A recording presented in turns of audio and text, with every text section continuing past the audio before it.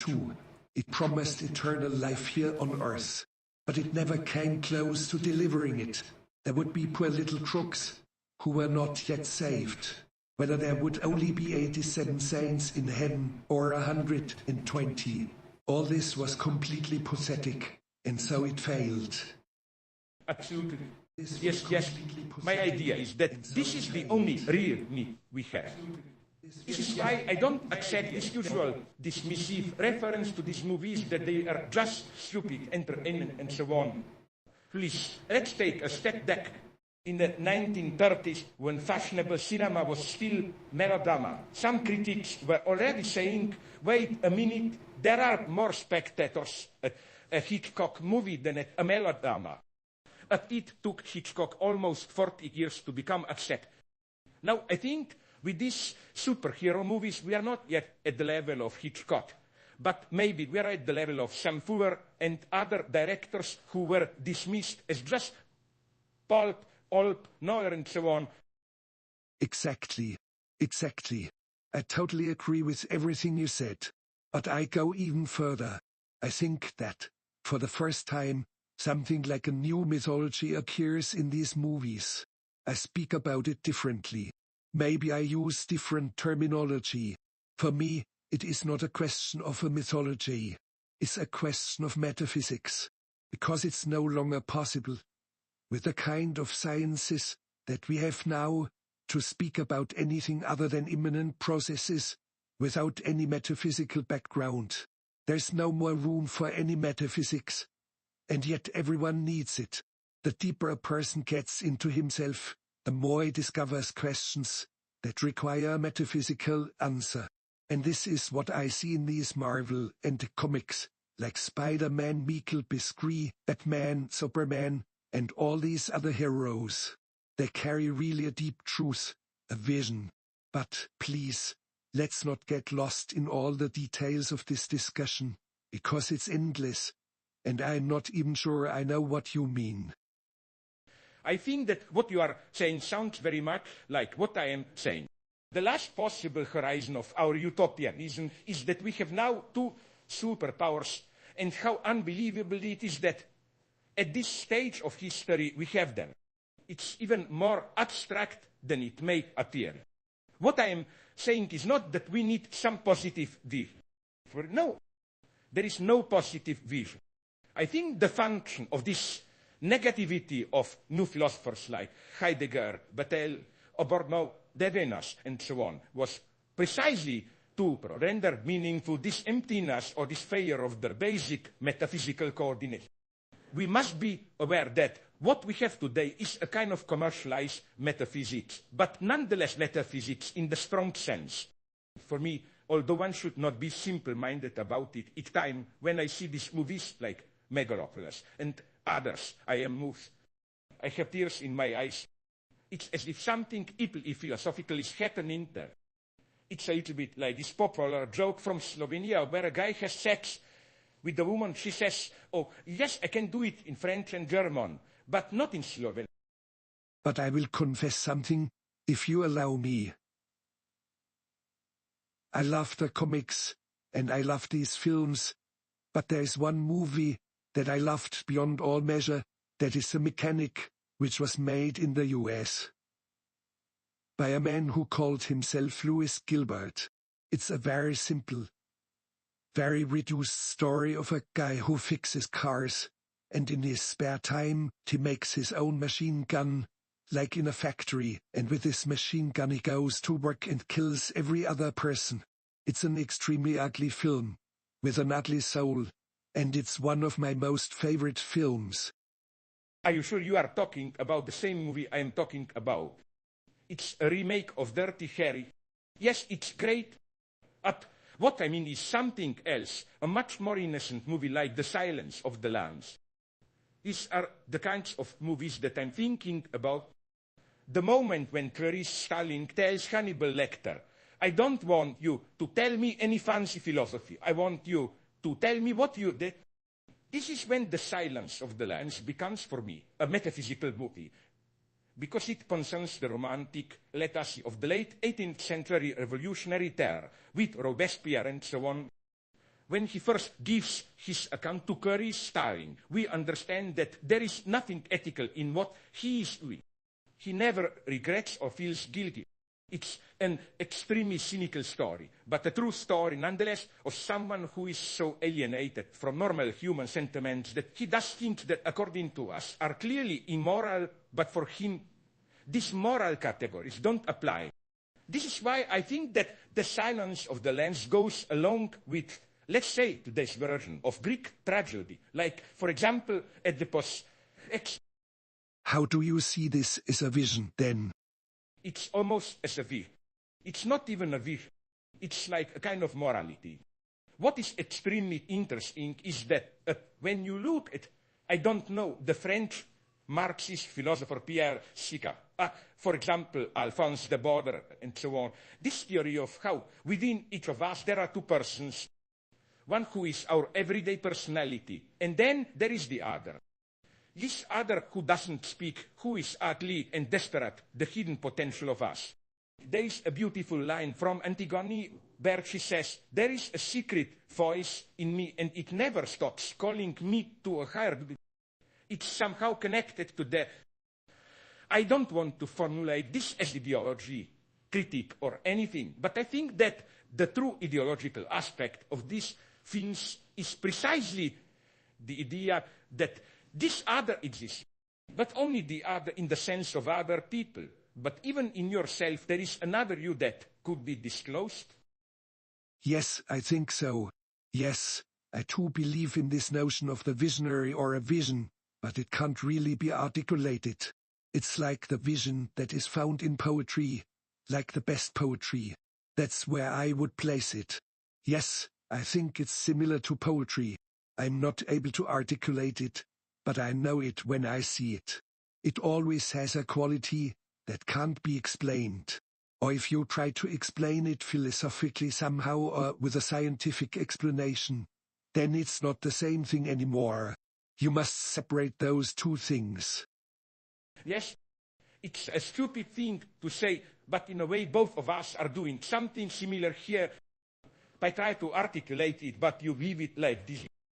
I think that what we are doing is almost at the level of poetry. As you just said, bringing certain things up, but without philosophers' dirty work trying to explain it. On the contrary, letting it speak for itself. Yes, I like this. Yes, I think it should be left as it is. We shouldn't explain anything. I think it's much better if we just don't do it. Yes, I agree with you. I think that the easy way out is to say that it is like a vision. It's something that is talked about, but even if you talk about it, it is incomplete. There is something missing. We talk about violence, but this is a false overcoming. Violence is always virulent in some way or another. It's not that it's simply there in itself. It's a different thing. Yes, I think it's almost a poetic or metaphorical way of expressing this non-explainable dimension. I think it's a quite appropriate way. In my films, because I don't want to differ the vision, there will always be certain images that come from dreams. For example, in Fitzcarraldo I had a dream where the ship was actually being hauled over a mountain. From what I could remember, I tried to put that into the film. I didn't invent it. It came to me from a dream. There are many examples like that, but I only began to recognize that when I started working with Mick Gold, the sound man. We were working on a query and he said, when you had a dream and it comes back to you, you should write it down, because you can never reproduce it again. So I learned to write down my dreams or parts of them as soon as I woke up. Now I have a stack of hundreds of pages of just dreams, mostly visions, that I never could put into the film. But there are certain images that come from there, that I use. Yes, I think that if we would dally a bit more in this philosophical space of beings, then I think we would discover that both our positions, and this is something very important, would become even more radical. What you call the other is not just something empty and without content, But the radical oppositional stance is that there is no otherness. There is only our own experience. This, for me, is the ultimate illusion. The same goes for vision. It's not just some pure insight. It's precisely that our ordinary, everyday experience is suffused with this violent element. I think that is really the secret, when you discover a certain continuity between dreams, visions, and our regular life. We are living in this dream world all the time. You just have to open your eyes, and you realize that we are living in a dream. Yes, I think that is a very important realization. I think that the problem, and I hope that you are aware of this because you already develop it in some sense, is this idea of continuous distortion, as if reality is always distorted and everything is just a perspective. At the level of the object, when you move to the point of assuming the subject, that is to say, the other, I think we can no longer say that it is simply a perspective, because what happens? Here comes the enigma. Actually, the answer is a very simple one. Not in the sense of, my God, it is a pessimistic view. In order to explain it, I would simply take one of your films, the reenactment of Goya's death, where you have this wonderful image of the madman standing there, holding a small prodigal bird, face twisted into a grimace, who then looks at the sky and utters his terrible scream. This is such a perfect Lacanian moment. Because when the other appears, the illusion of reality disappears, and the subject experiences itself as a pure ephemeral contingency that can disappear any moment. I have to interrupt you there, because in fact the character is not a madman. It's a historical figure, like Pontius Pilate or somebody from the Bible. There was an historical figure who, after a hard-fought battle, had escaped with all the surviving soldiers over a mountain pass on foot and into an inaccessible jungle swamp, and was left behind. He did not want to go with them. Even so, he tried to join them, and died marching across a plain. We know what happened. We know that the conquistador de Gonzalo Pizarro, who led that expedition, was in fact later beheaded by the court of King Charles V for his misdeeds. Okay. But my point is that you are right in saying that this madman also represents the other. He is this moment of absolute otherness. It's as if we see reality itself suspended. You know what I mean? And our position is to accept this lack of reality. This is the true illusion. It's the idea that there is a normal reality. I think that this would be my position. Yes, absolutely. Maybe I can illustrate it in a different way. You know, when you ride in a taxi through the streets of Chicago late at night, and suddenly you hardly recognize the city anymore. The skyscrapers are upside down and the streets are swirling. You even feel nauseous because the landscape is becoming twisted. I'm talking about the imagination. The imagination plays tricks on us. It makes things fantastical, distorted, changed. All the time. So don't ask me to show reality in one single image. We don't have that possibility. I have to work with vision. If I have to be restricted, then I will be restricted to visions. I agree with you totally that reality is never directly given to us. But what I would like to emphasize here is your vision of the other as this kind of distortion. Now here I will go a bit beyond you. But I think that if we would read a little bit of Paul Celan and some other poets from the German Romantic tradition, Hölderlin, Heine, Frakel, I think that we would discover some interesting dimensions here. It's not simply that the other appears as some impossible phantasmatic excess. There is also the opposite interdependence, that we are, as Lacan would have put it, trapped into the gaze of the other. For example, in Heidegger, there is this wonderful poetic image of an old man who, when he looks at you, loses himself in you. The other is both an object of desire and an object of terror. In that sense, I think that we should not proceed with too much optimism. We should not just say, yes, the other is merely a fantasy of distortion, so no problem. We should also consider this dimension. Do you agree? Yes, I do, of course. There is also the other in a very physical way. In this physical presence of the other, sometimes, when there is someone in your presence, who, for no reason at all, just gives you a feeling of utter disgust and repulsion. It's as if you were suddenly dizzy and about to faint. That's how strong it can be.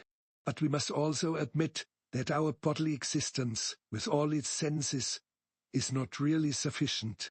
There are holes in it, and the other does not only exist in the bodily sense. It's also somewhere else.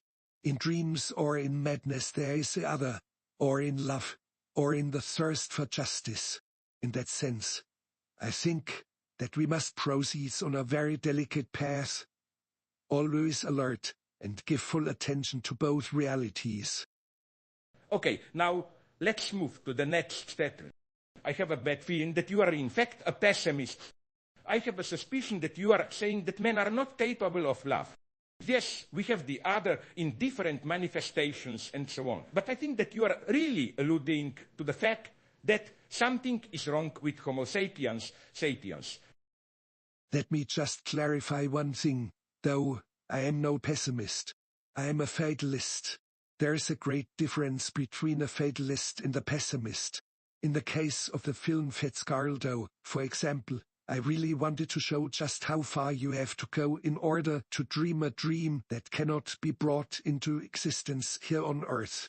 And you must go to such extremes in order to acquire what cannot be acquired by ordinary means. Maybe it was a foolish undertaking, but at the same time it was an endeavor of love. And without love there is no poetry, there are no dreams. That's why I'm not a pessimist. Okay, but what I'm getting at here is that it is too easy to avoid love. It is always possible to find some other excuse. I'm too busy with my career, or it's not really love, it's only lust, or she's not my type. Why should I bother? And so on. And I think that your position is that we should be more courageous. It's not the external obstacles that stop us from freely achieving love, but the fact that we are so cowardly, we don't make up our minds. We are scared to step into this abyss. Everything else can be explained away. It's always something else. But I think that we should learn from what Lacan writes about the death drive. There is a point which Lacan describes with all his irony and sarcasm of the ultimate auto da fe, where you have to step into it, to free yourself of your own chains. And I think that your position is that we should accept this challenge more seriously at the level of our everyday lives. I will give you an example. In one of my films, Lessons of Darkness, there's a very strange scene. I don't know how it happens, but it seems to me almost prophetic. There are some soldiers sitting in their armored car and they have only one single bullet left.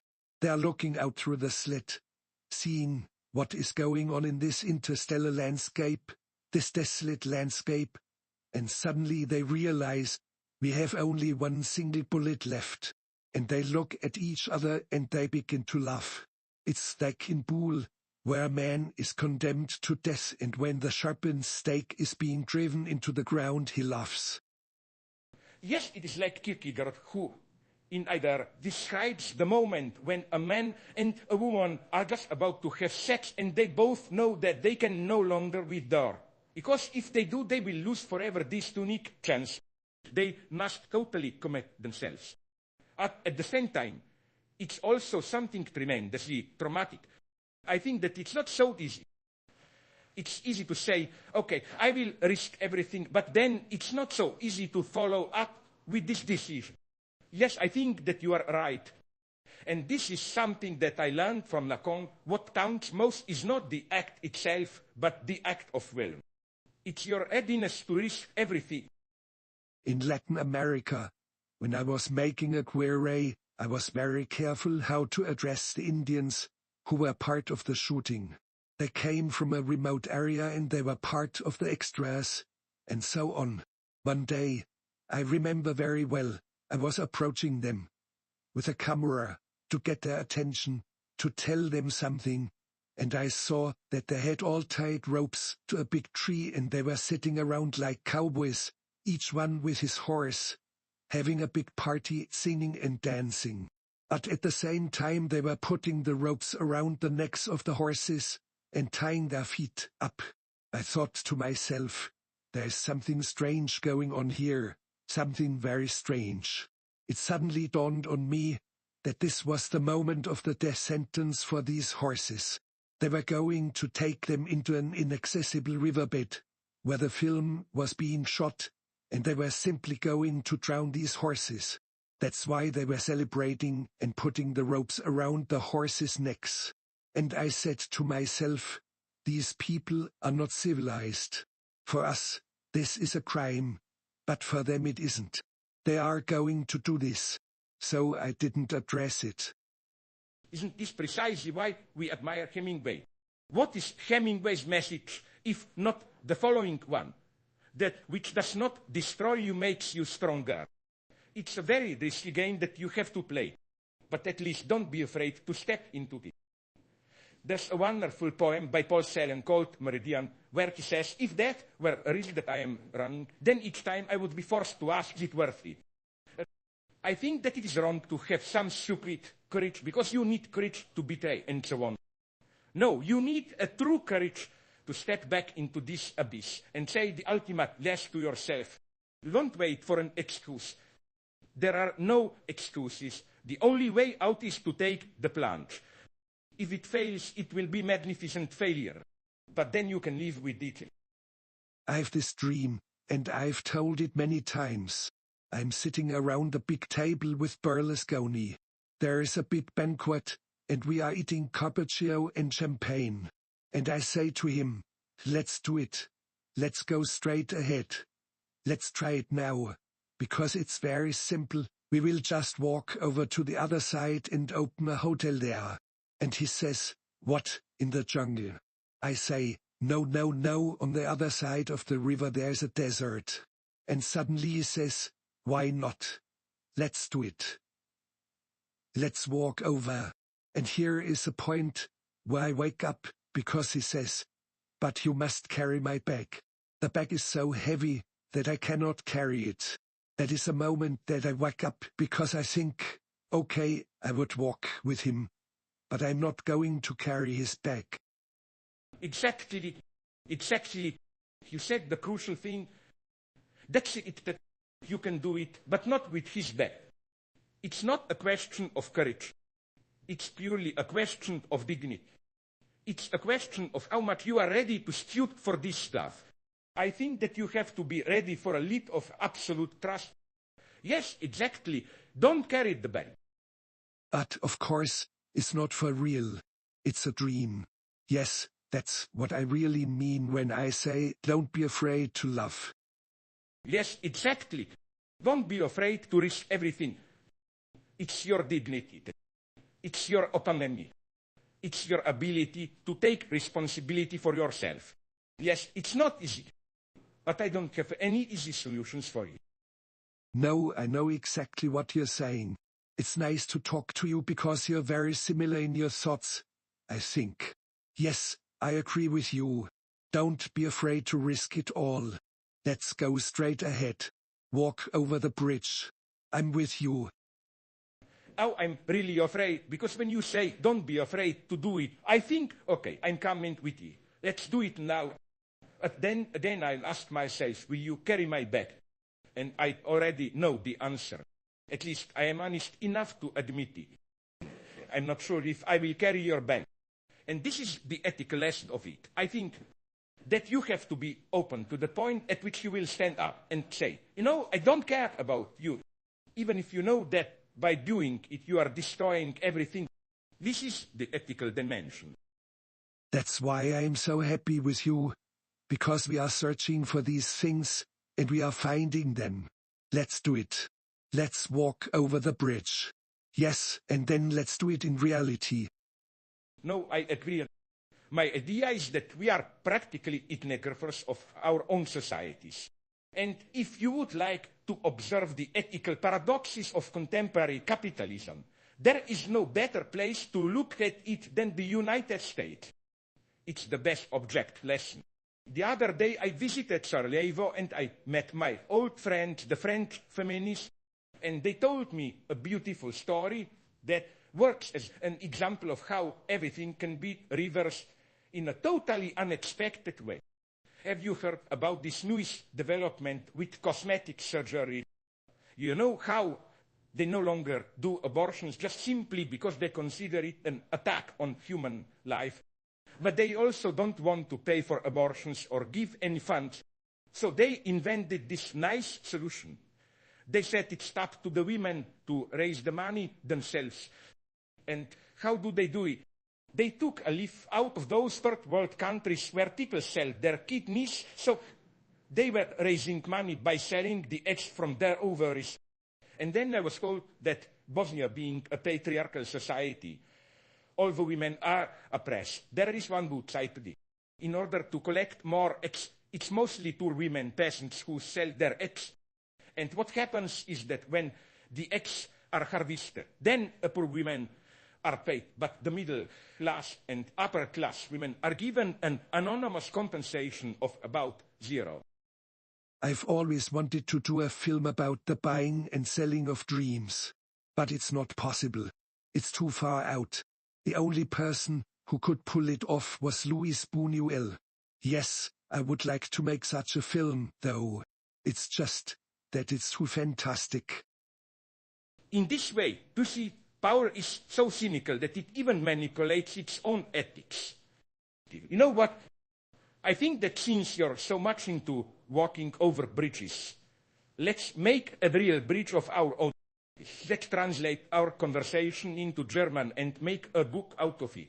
It will be the most expensive book in the history of publishing. It will really be the most expensive book of all time. Yes, let's do it. I like this idea, but you will have to pay for it yourself. I won't do it unless you pay for it yourself. Yes, I will make the film. I will do it, even if there is only one spectator. But let's do it in Los Angeles, of course, and make it very elaborate. Yes, we should do it in Hollywood. Make it very expensive and a huge spectacle with helicopters, and yes, I like this idea. Let's do it. I think it would be very interesting, because can you imagine? We have never met in real life. And this is the first time we will physically meet. This is our first encounter and it should be filmed. It would a sort of peculiar event. And we should really do it. I mean it. Yes, we should really do it. But don't worry, I will pay for it myself. I insist on it. Yes, we should do it. I think the result will be a very nice film, you know, this endless conversation without an encounter, a kind of sublime version of Hitchcock's Rear Window. I have one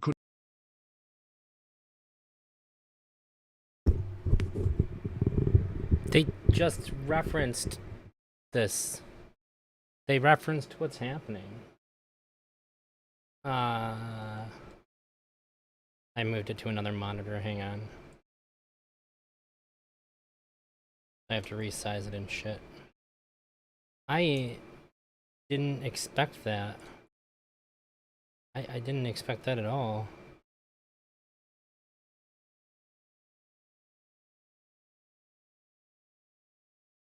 There we go.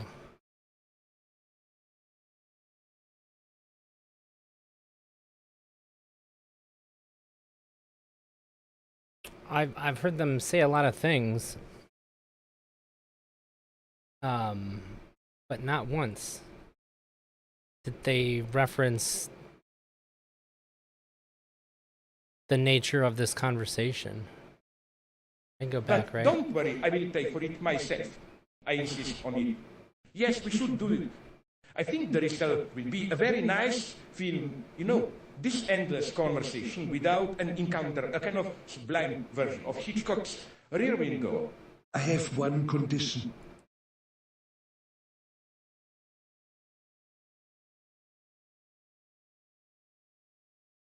Fucking crazy. this conversation, if it turns into a book, and if it turns Sorry. into a film, only if there is a real bridge involved, a genuine bridge, only then will I do it. Yes, I will do it, but I want a real bridge. So we can sit on the wrong side of the railing, like at Norton and Dine Kitten in any hall. But no, seriously, I insist on paying for it. Yes, let's really do it. I think it will be fun. Or, then again, there is the Hitchcock idea of doing it from a distance, a camera on the bridge recording our conversation. We could do it from a helicopter or something like that, but you can't get around the fact that I will pay for it because I insist that you don't want the man. The fact that you pay for it changes everything. It will be a totally different production. Yes, we should really do it. Yes, I insist. We strike a deal. To pay for it whatever it costs. Come on, I insist. Yes, yes, yes.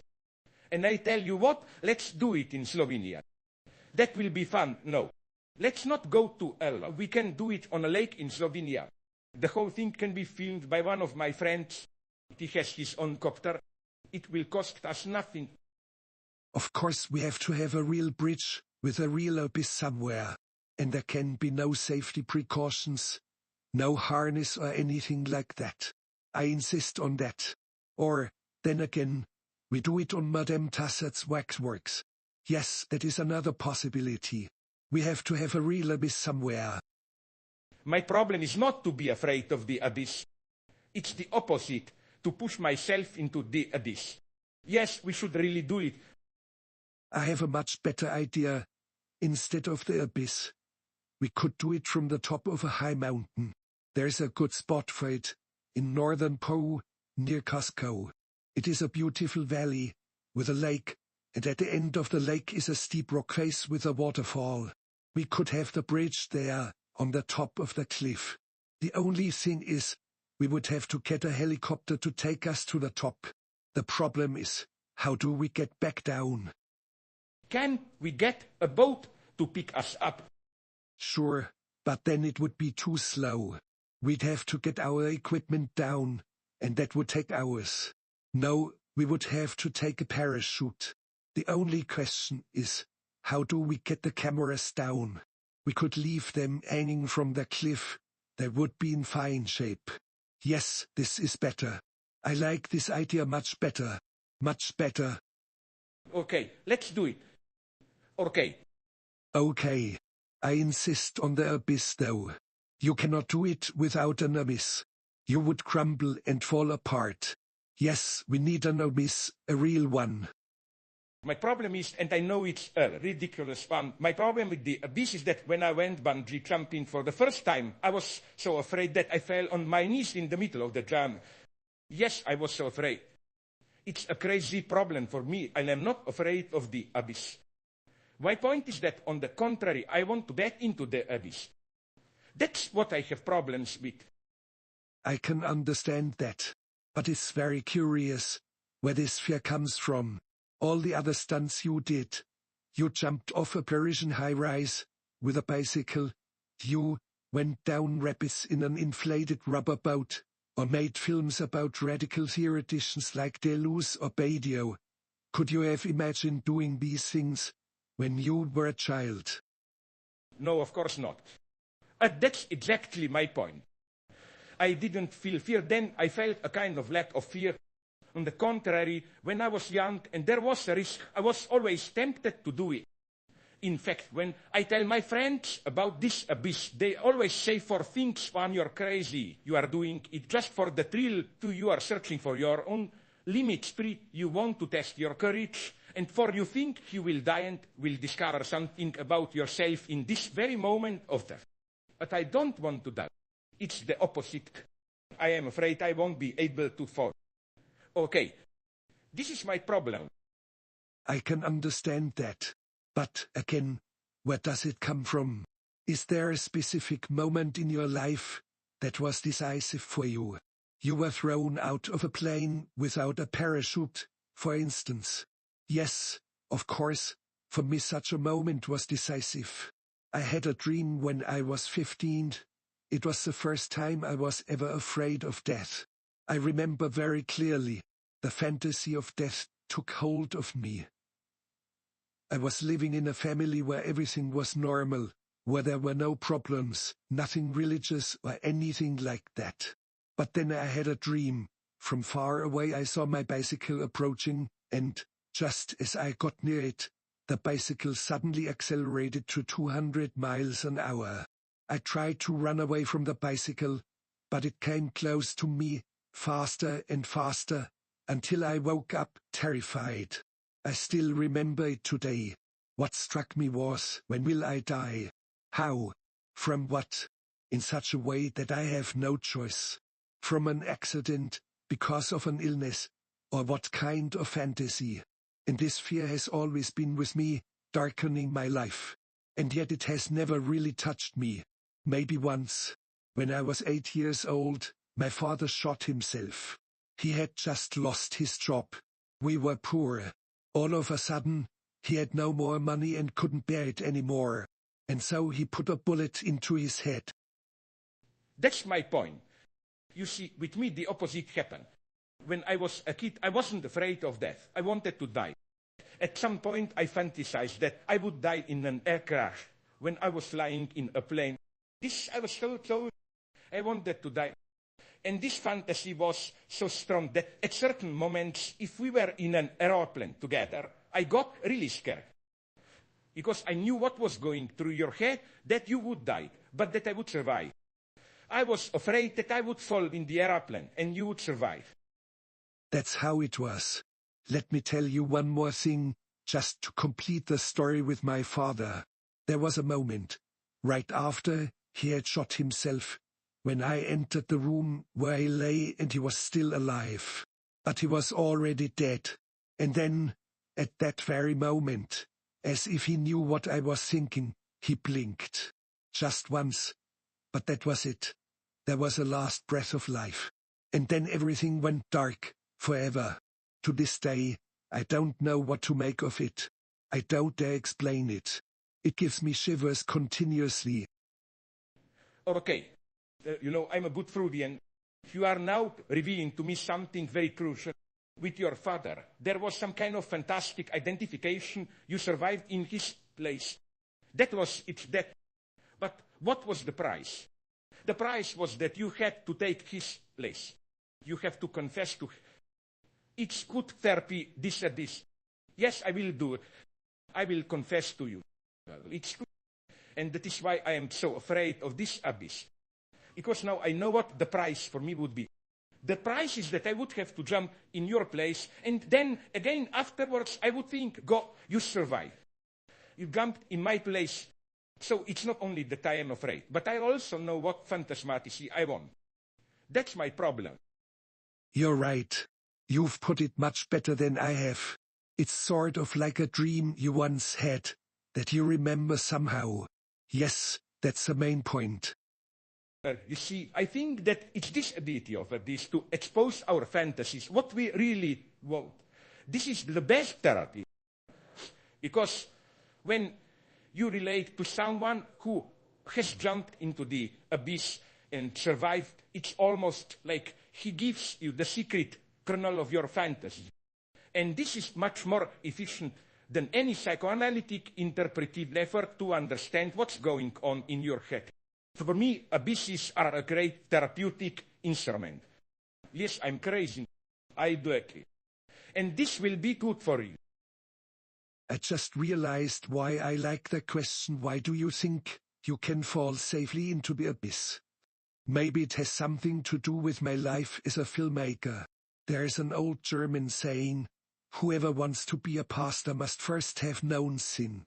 Well, I come from such a sin, and there's something very liberating about that. Yes, I have jumped into the abyss, and I survived, so I can do it for other people, too. So you are enjoying your own guilt? I'm not guilty, and I enjoy it. I don't feel guilty. Yes, I like falling into the abyss, and I can do it safely, because I have already done it in my films. I survived that one too. I want to quote Nietzsche on the advantage and disadvantage of history for life. I don't think he was an optimist. But he evokes two possibilities, either we live in the present and we are just a part of it, no big story, no big picture. Or we are aware of the historical context, but you get caught in some kind of fundamentalism, making a story out of it. And this is already the disaster, because you construct false, simplistic, totalizing narratives. There is no happy medium. So the only solution is to relativize your radical historicism with a little irony. Don't be too metaphysical. Try to be aware of how history is something partial, something you read mainly in others. This is the only way to avoid a worse fate, that of being enraptured by history. Yes, that is very true. But there is another, more radical way of understanding history, which I find much more interesting. For example, the last 30 years, we were constantly talking about postmodernity, and yet today, we are clearly living in a post-postmodernity. We have invented a new type of historical situation. Take the most radical example, the invention of the automobile. It changed the perception of time and of space in a radical way. It was not a gradual transformation but almost a quantum leap.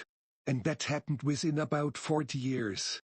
Now it has taken us 1.5 centuries to find a radical change in the perception of time and space, through telecommunications, through computers, and the internet.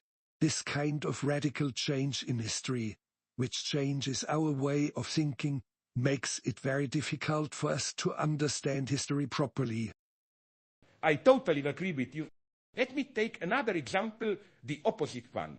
When I was a young student back in Slovenia, we had pragmatic communists who said that they don't care about politics, they just want to develop the economy. And then we had those of us who were studying philosophy and so on, who were convinced that true freedom is only possible if we change the social structure. But then after the fall of communism, I experienced how much people in Slovenia and everywhere already were free. It's always the same trap. We think that we need a big explosion. But this explosion never happens. Nothing explodes. Change happens gradually. There is no moment. No moment. No moment. There are only this series of gradual restructurings. Yes, with the arrival of the automotive age, everything changes, but it happens gradually. It's not the result of one big explosion. Yes, I would say very similar things. Take Verdi's opera La Traviata. Violetta is a courtesan, who has been rented by this wealthy old man. She is actually dying of consumption. And then she falls in love with some sort of upper-class fop, who has no money, and is totally useless. At the end of the opera, after she has met the real love of her life, she takes arsenic that she had been saving for the old man, and she dies happily. That is the vision of history for me. History should be like that. Yes, it's a tragedy, but it's the only truth. There is decadence and dying, but truth lies in that. Here, again, we encounter different theories of tragedy. The theory of excess, like in Didi Huberman's reading of Coquin, from which I took my name for the new journal, where everything that you desire is present in the beginning, and then, on account of its own excess, it has to be lost. When the courtesan Violetta drinks the glass of champagne as fresh as dew, that's it. That is what she loses. There is some kind of original, naive innocence that she cannot regain. Or, on the contrary, the theory of the Hegelian remembrance of the lost. The point of death is not to get rid of a certain excess, but to remember what you've already lost. That is the return to this moment of loss. That's interesting. I would like to add something out of my own experience. There is a feeling of ecstasy in tragedy, not a happy ecstasy, but an ecstatic suffering. Like in that wonderful opera La Traviata that we just mentioned. It makes my eyes water. It is beautiful and sad, and there is ecstasy in it, but an evil ecstasy. We have to clarify this notion of ecstasy a bit more. Ecstasy means, somehow, the loss of self-reference. You become so wrapped up in something that you temporarily lose your self-referential feedback loop. In really beautiful music or poetry, in great landscape, or sometimes with mountain climbing, or when you are under very intense physical exertion, for 1 second, for 1 moment, you could be in ecstasy. And that has nothing to do with being high, with chemical substance. But it's not a loss of self-reference. It's precisely the opposite. You are more yourself because something external occupies your attention, occupies your focus. That's why I often tell my students that whenever they feel bored, they should try, at least temporarily, to get lost into something else, because in this way they will also lose that crazy self-referential loop. For me, this is the right reading of tragedy. When we have an ecstatic experience of losing self-reference, it's not a loss of self-reference, but a very strong, immediate, authentic, and engaged presence in this small world, in which you are totally engrossed. That's right. In mountain climbing, when you are totally exhausted, you arrive at some unexpected place, and then you have this vision. That is ecstasy. You don't know how long it lasted. In the documentary I made about Fitzcarraldo, when I was dragging this ship over a mountain into an inaccessible jungle, at some point, in the middle of this insanity, I had a vision that I will do this. And I will do it, even if I have to die doing it. And that is ecstasy. Yes, and then there is also the loss of self-reference, and the gaining of self-reference. I'll give you an example from real life, from my own experience. Please, yes, don't tell me you climb mountains. No. This happened under very special circumstances. When I was an adolescent, I read stories about shipwreck survivors. There were 2 or 3 books of this kind, and they made a deep impression on me. It fascinated me that there could actually be people who would survive in single-handed sailing boats, that is, people who would survive alone. And suddenly I had this feeling that it should be like this. If you are totally exhausted, then you should be able to take your last breath, while looking out over the horizon, knowing that there is nobody else around. Nobody at all, not even a soul. So there's nobody who could possibly rescue you, nobody to witness your death, nobody for you to beg for mercy from. It would be a moment like that. We have an ethnographic collection of adventures among Australian Aborigines, which I just read again. It's a wonderful book. There is a remarkable story about how there was an old man who was dying, and he asked his sons to carry him on a stretcher to the outskirts of the settlement. They lay him there, where the cemetery was, under a tree, and they covered him with a blanket, because it was cold. Wasn't it cold? No, it wasn't cold. What's remarkable is that they covered him with a blanket, even though he was dying. Now this scene is so important to me, I'll never forget it, from the book, when the old man asked his sons to take him to the cemetery and lay him there, and when they wanted to cover him with a blanket, he said, "Don't cover me." In this moment, he truly did have ecstasy. He said, "Don't cover me, because I know for a fact that I will die under this tree. Die." And he said it like a person who had just won the lottery. That's really a perfect example. This is something I call, in my usual obscene jargon, beating death. But not in the sense of racking up more years. This is true dying. And you were right. You were not engaged with anything. There was nobody around. You were alone in the universe, or alone with yourself, but truly alone.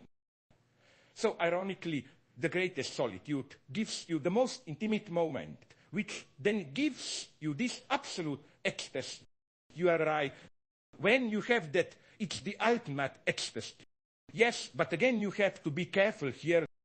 It's not that in this moment you are so much dissolved into the cosmos and so on, but here I go back to my basic point about psychoanalysis. You really die. With death, you really disappear. In my film Aguirre, The T-Storm, there's a moment in which 500 people walk over a cliff into the rapids of an enraged river. That was also a sort of ecstasy, although not for me. I was not in the ecstasy in that case. I always knew what it meant. I knew, however, how the common people would react and whether they would find this a death in some strange ecstasy or not. And that's what interests me in human beings, because I'm always like that, not always, but at least something like that is always present. It's as though there were a number of people who for one reason or another are really in the case. They're really in the case. Like in Fitzcarraldo, where there were a few people who really wanted to follow the ship over the mountain. They were all mad, including me. Something of this kind is clearly at work also in your cinema. I don't mean death per se, but you always have a tendency to this to present extreme situations. Like in Strauchek, where there's a freezing cold and the poor guy freezes to death. Even in your more optimistic films, you still tend towards presenting situations of an ecstatic dimension. In Grizzly Man, you have a situation in which some people are so deeply engaged in their passion that it seems that the only way out of this intensity is the... Yes, of course. You see, I'm not a fatalist. I would never want to be a fatalist, because that's something I never could stand, and I don't want it. It is not my business. Of course, I know that there is death, but I never want to embrace it or welcome it. Never. There are all kinds of strange people in the world who don't want to belong to this world and would like to be somewhere else. I'm not one of them. I have no longing for death. Death just doesn't interest me. I have no interest in it. Yes, I would like to be able to fly, and I would like to be able to be invisible, or I'd like to be a dog or, who knows, a bacterium. I have no longing for death. I'll agree with you. Leave all this. Okay. Okay. Yes, I know. Not as an ideological illusion, but as a real practical predicament. That is something that we cannot cope with. We always postpone it in our imagination. As Lacan would have put it, we do not think our death. We are always imagining some kind of a postponement. And I think psychoanalysis can tell us why this is so. Because the idea that you cannot confront your own death means precisely that you cannot fully assume your identity. Your identity is something that is by definition open, unfulfilled, and that's why you cannot confront your own death. You have to remain within life's horizon. I remember as a child, when I was about 8 or 9 years old, realizing that I will die one day. It was clear to me, and it doesn't frighten me.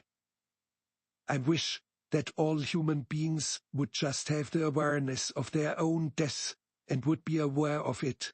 They would begin to live very differently. Yes, I would like to see a humanity that is aware of its own death. What interests me is the idea that you said earlier, that death itself doesn't scare you. You fear other things, that you will live a meaningless life, or that you will be an idiot. Aren't you afraid of some kind of inexorable fatality, that you will live an idiot life? No, I think I'm pretty much beyond it, you see. But maybe it's your destiny. It's not my destiny, that you always make stupid decisions, and you can never catch up.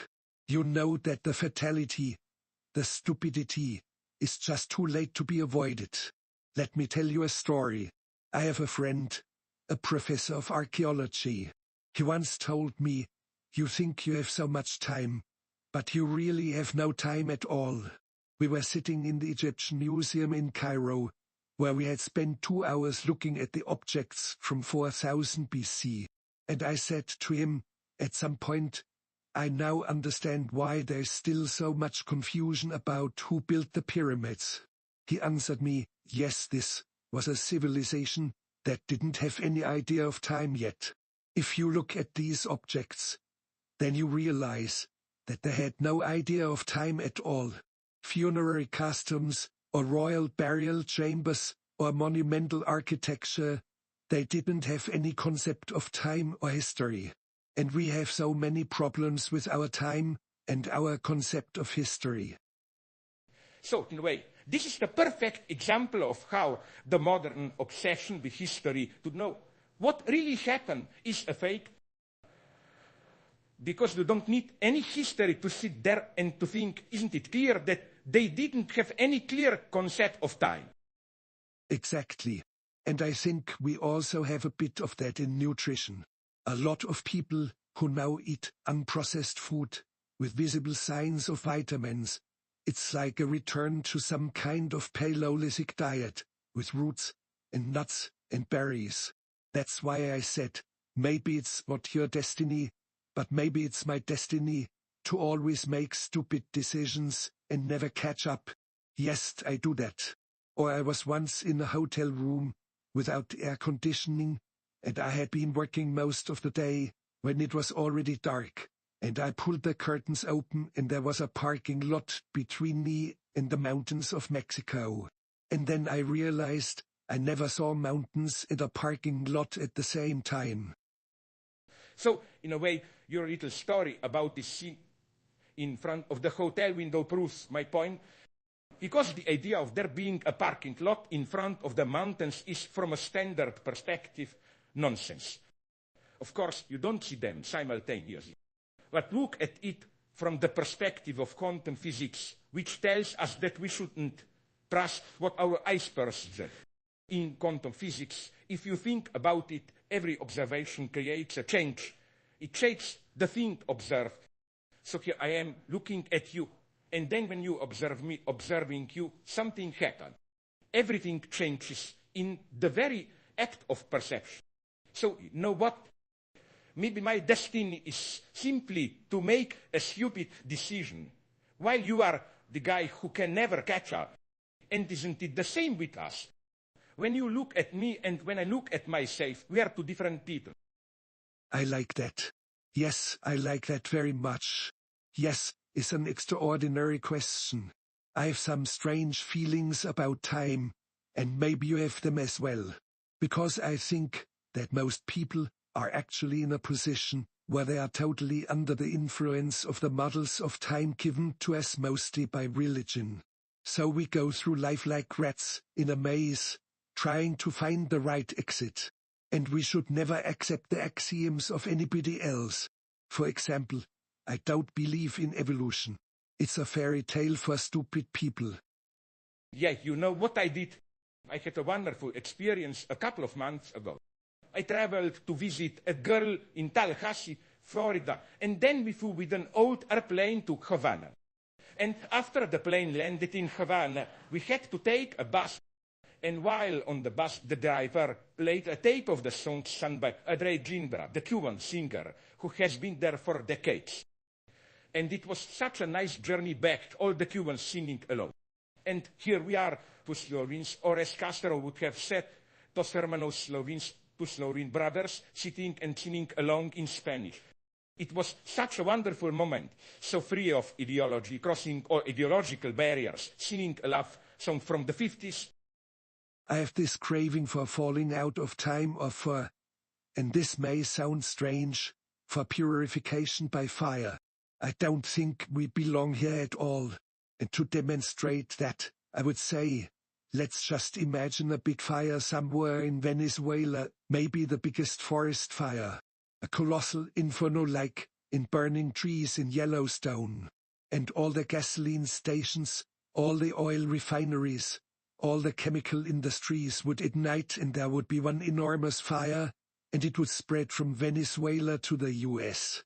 And then to Canada. For at least 1,000 miles there would be a magnificent fire like you've never seen. Then, after about 6 or 7 weeks, when the last bit of methane had been ignited inside the Earth, there would be no more oxygen anymore, so everything would be dead. There would be no more fire. If you could be there and watch everything die, all the trees and mountains green and grey and black, like charcoal, then you would know that you never belonged here in this world. It would be obvious. That would be a good point for the end of our conversation. I think that we are approaching what is the ultimate philosophical question. What is your idea of the ultimate cause? What triggered this universe?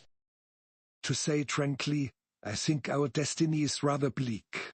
I don't want to sound pessimistic or anything like that, but something like Noah's flood is likely. It may happen in 5,000 years, and the dinosaurs never knew what hit them. So let's hope it will be more glorious than that. Yes, I think that's our destiny. But you know, I'm an optimist. So in a way, my idea is that we shouldn't stop the explosion. We should accelerate it. I think all this ecological nonsense, this product, as there is the idea that we should save water, etc., is completely wrong. Because, you know, what? It is of no use. The only thing that is helping nature is acceleration of our technological development. And let's not fool ourselves. The only reason why nature is doing quite well with us being here is because we are intervening so drastically in it. The more powerful we are, the better for nature. We are just part of nature, and nature will take care of itself. But, you know, I would like to say something that may surprise you. I agree with you in principle, but I think this view of ours should never be made public, not at all, because it would immediately uncover wild and crazy fanaticism. I think it would be dangerous. I feel the same feelings that you are articulating, but at the same time, I think it should remain in the hands of poets and other weird people like us. Yes, I share your view of destiny, but this kind of view easily leads to fanaticism and should not be made public. I totally agree. I'm totally with you in this sense. You know what? You are too good for this world. You know, some years ago I tried to convince you to participate in a petition that we organized against Milosevic. You would have been our great star, but you didn't want to do it. It's a shame. Yes, I think we should not discuss this in public. It's too dangerous. Yes, of course. You're right. Absolutely right. That is a very individualistic approach. The idea that we are too good for this world is something that I've had in my mind for almost 40 years now, ever since I made my first film. Yes, we are too good for this world, I think. Of course. And now I will finish my off with a terrible paradox. This is why I love talking with you. This is the ultimate point where we are absolutely in harmony. I think that the ultimate philosophical question about the causes of this universe and so on is much more explosive than it may appear. The reason is very simple. All religions, in their fundamental perception of the world, are realist. They all have a vision of some higher order.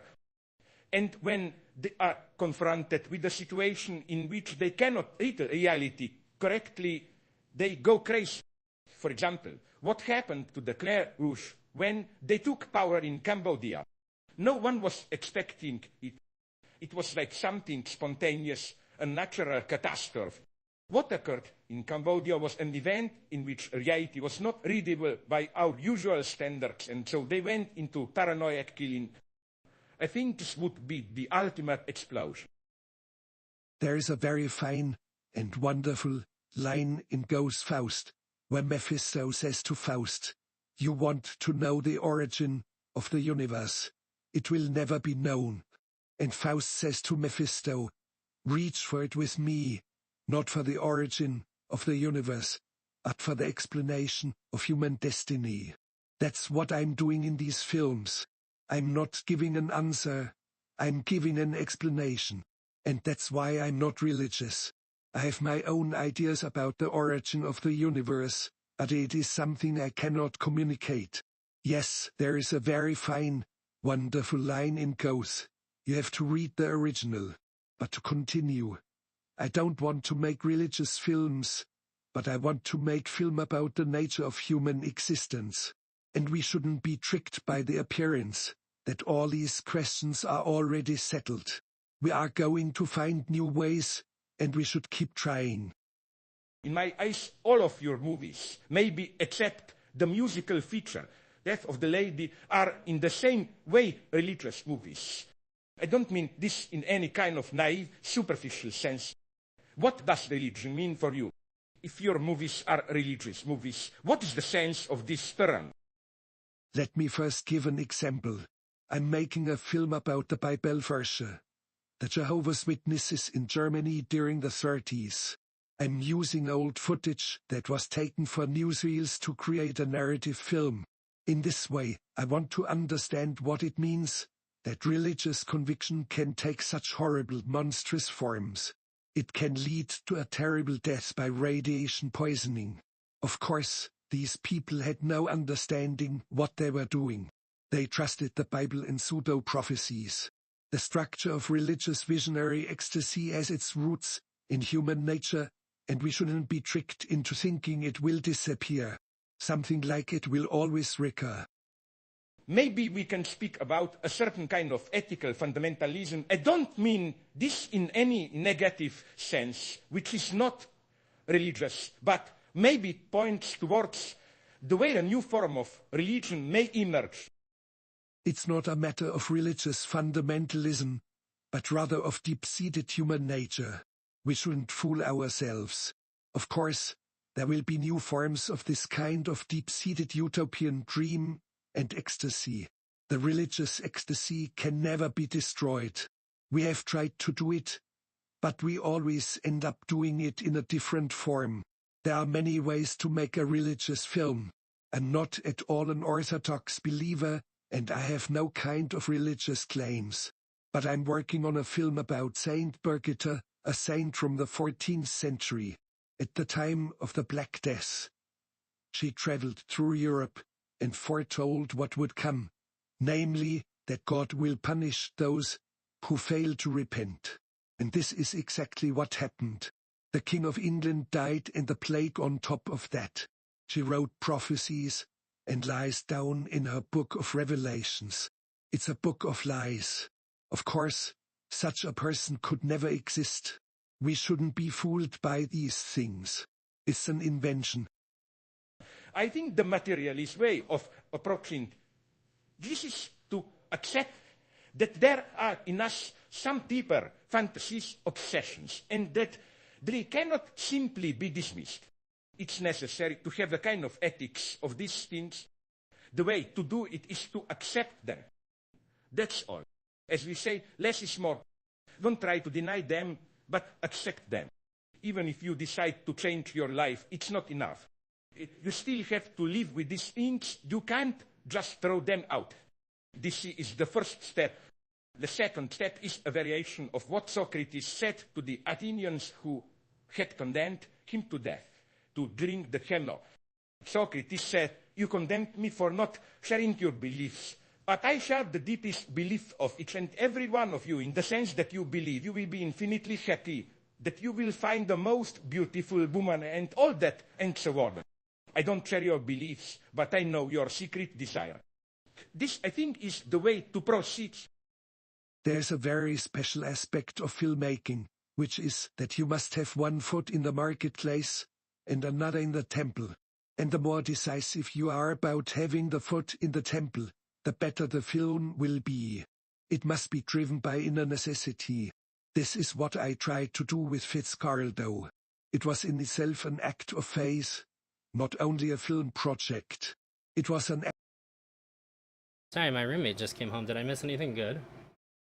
He also gave me a present that he got ordered for me for a long time ago. That's hard to see it. It's League characters that me and my wife play. Little statues. Love it.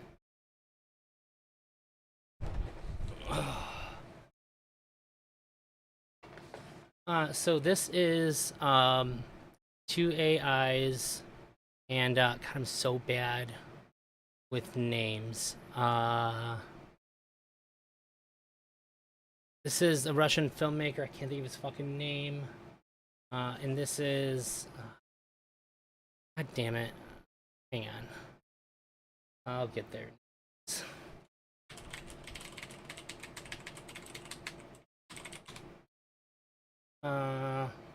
Werner Herzog and Zesky. I can never. I always forget how to pronounce his name. I think Slavov Zesky. This is he's a philosopher and he's a filmmaker. And there's two AIs that were programmed to. So this one, or they're both like programmed on like their public works. Yeah, Zizek. Yeah, there you go. So the two individual AIs are programmed on like all their works. But they're not AIs that were told to talk as though they were them. Like the AIs are just told like this is who you are. And they've been talking since like November of last year, nonstop. And that's what we're listening to. Yeah, well, oh sorry, he's German, not Russian. So one's German and one's Slovenian. So yeah, it'd be kind of similar.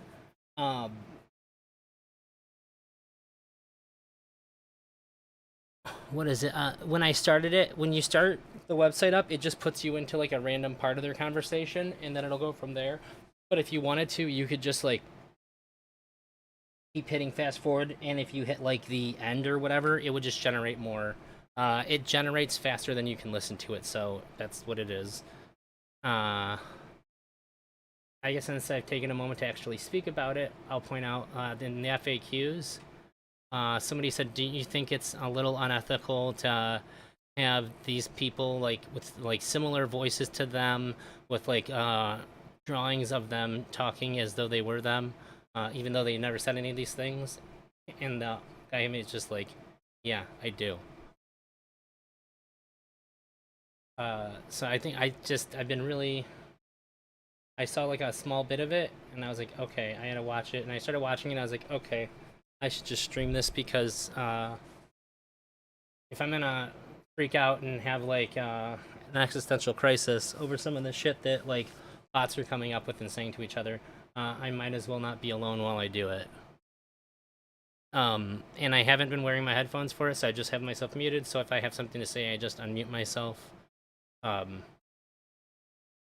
it just sort of gives me the freedom to like get up and like when my roommate got here, I can go talk to him and stuff and still be able to hear it. So that way, sort of like a passive stream. If anything crazy happens, I'll probably unmute and talk about it. Otherwise, I'm just responding to chat by typing when I notice it. Act of faith to even attempt it. Just think about it. In the jungle, you have to drag a steamship over a mountain and down into a jungle swamp. That is in itself an insane act of faith. And it worked. How did you succeed?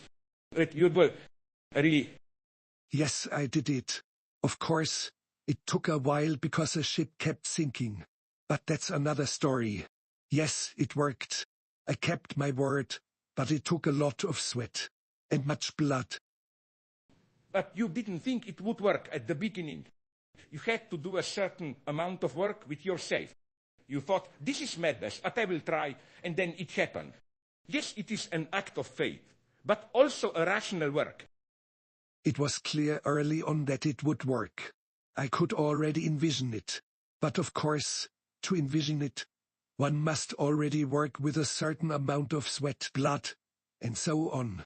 And if you wanted to actually do it, it took a lot more than just envisioning it. I guess one more thing. The thing that really freaks me out and keeps me engaged with it is that it's so coherent. It's more coherent than listening to most people I know talk, and that kind of freaks me out. And it's kind of the program's not like new. It's like from November of last year, so it just blows my mind. There were a lot of preparations. I almost went to jail. It was very, very dangerous work. But I won't talk about that because it might embarrass some people. But let me just say some things about this business of dragging the ship over the mountain. What happened is that we tried everything we could do to pull and push the ship up this steep mountainside.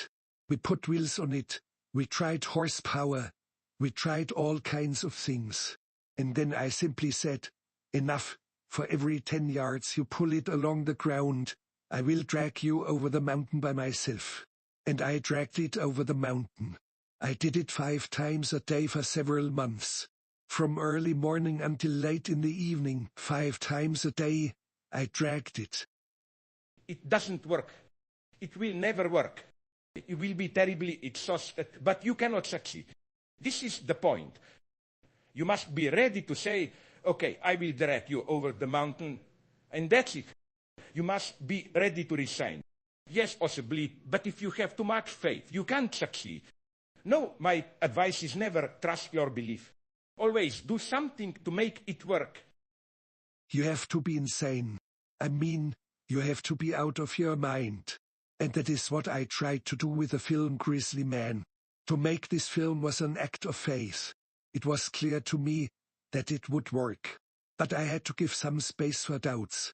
And I did that. Before I went into the Katmai National Park in Alaska, where Treadwell lived and died, I wrote him a letter, in which I said, if you had known how he died and how his remains now lay there, you wouldn't want to make this film. I could have just as easily said no right away. But I didn't. Instead I accepted the project and then immediately wrote him a letter, in which I outlined the whole tragic story. That is what I did. You see, I have a lot of doubts. It is my nature that I am always doubting. And while I was writing the script of The Limits of Love, it took me 4 or 5, and even 6 years. It is not that I didn't believe in it, I just doubted it. And this is why it is so important not just to believe in it, but at the same time to have enough courage to accept, okay, if I don't succeed, then that's it. Yes, I have a lot of doubts, and that's why I had to write it 4 or 5 times to confront my doubts. You know, it's just as it is with religious faith. There are so many people who don't want to admit that they have religious faith because of the bad associations for them, or for us. And yet I think you cannot really be a filmmaker without religious faith, without being prepared to step out into the void, into the abyss. Of course, you must always bring something back that enables others to gain something. But that is not what I am talking about. That would be more utilitarian. I'm talking about the abyss that has to be confronted. I almost said that must be jumped over or that must be hurdled. You see, I'm an atheist. My argument against religious faith is not that it fails to deliver. That, of course, is simply a utilitarian argument. My point is that there is no ultimate truth which could justify the step into the void. The only thing that can justify it is some kind of utilitarian calculation. It doesn't work. There are people who jump out of their windows and kill themselves because they want to be with God. I am always tempted to say, why don't they just stay here? It's never worth it. But I think that those who commit suicide because they want to enter eternal bliss are not so numerous. The argument is different. It's a question of religious faith. For me it is clear that you can be a filmmaker only with religious faith. And you must be able to confront this void and then find something, some kind of solid foundation upon which you can build. And that is why filmmaking has such an attraction for me. There is a very strange moment when you can see the film emerge in the laboratory. Suddenly you become an observer and you think, where did that come from? That's what I mean. That doesn't come from me. Something finds its way there. I think that what you are describing with film, you have this beautiful description of the editing process when the film emerges as something which is almost self-propelling is problematic. I will use here a Higginian motif. What you think emerges from nothing is actually not nothing. It is something that has already been presupposed. There was a pre-constitution of the space for this emergence. But I have to admit that I don't have a better answer when I ask myself, what does it mean to write a script or direct a film? You look at it and you say, where did all that come from? Let me tell you how I work when I'm writing a script. It all starts with one sentence, then the second, the third, and so on. After 5, 6, or 7 years, all of a sudden, the moment it becomes a story, it is almost as if all the details and characters would appear by themselves. And then, after finishing the script, when I put the camera in front of people, they're already there, like family members that have been there all along, and just had to find their place. It's strange. Yes, it's strange. When you ask me why I didn't just stop and leave the limits of love there, the answer is that for better or for worse, I am a Hegelian. Although a materialist one, I'm a believer in it is only when the fight is over that you know who won. It's not like with sports when you can say, oh, they won and they deserved it. No, the process is all that matters. There is no result. You can say that my first version was the best, but you have to admit that each time I started anew, I had the feeling that it wasn't any good. Well, that's different for me. For me it's very clear. Of course I have the feeling that each time I don't do it well, but that makes no difference to me. It's not that I am indifferent or that I would make it worse just because I think it's bad. It has nothing to do with quality. The process is all that matters, and I will go through the process. Yes, I will go through the process. That is why I do it. Don Quixote tells us, even if my aim is bad, I have to do it. I think this is the central motive of Don Quixote, even if my aims are illusory, even if they are mine. It's a kind of Kantian imperative, do it, because you must do it. I think that's, in a way, my secret story here. You know, when I say it doesn't work, I always have the impression that what I did, I should have done it differently. But then when I try it again, it goes on again. So it's a kind of very refined self-destruction. Yes, but you can always make something good from bad. You can take the worst and show that it's just a perfect absurdity. Like one of the greatest films ever made, Aparajito, by the Indian director Satyajit Ray. The film begins with a death. An older son dies, and there's a funeral. And afterwards, when the survivors gather in the house, there's an old man who has lost his teeth. He's eating rice, and he smacks his lips, and he says, I don't want to eat again unless I can eat meat with my teeth. And they tell him, no problem, we will buy you new teeth. It's a story about that old man and the second son who becomes a businessman and goes into business. It's a perfect film. No, this is my point. It is a perfect film, but you don't notice it at the first level. You don't say, what a beautiful story about that old man who wishes to eat meat with his teeth. No, you don't see it. It's a very subtle story of passions and fortunes in an Indian village, but that story is almost not that. And again, I think this applies even to Hitchcock. Hitchcock was, of course, a genius, but all his theories were more or less authentic. I tried to make a film in which the audience doesn't guess what will happen next. I have this test if the spectator knows what is going to happen. The film fails. No, the point is not to surprise the spectator. The point is precisely to exclude, to prevent. The fact that he can anticipate it. So when you say that the worst is just a formal problem, like how do you reorganize effectively? It's not about that. The point is precisely to bring out the enjoyment, access some kind of madness in misery, as in Dostoevsky. This is the true achievement. So you are right.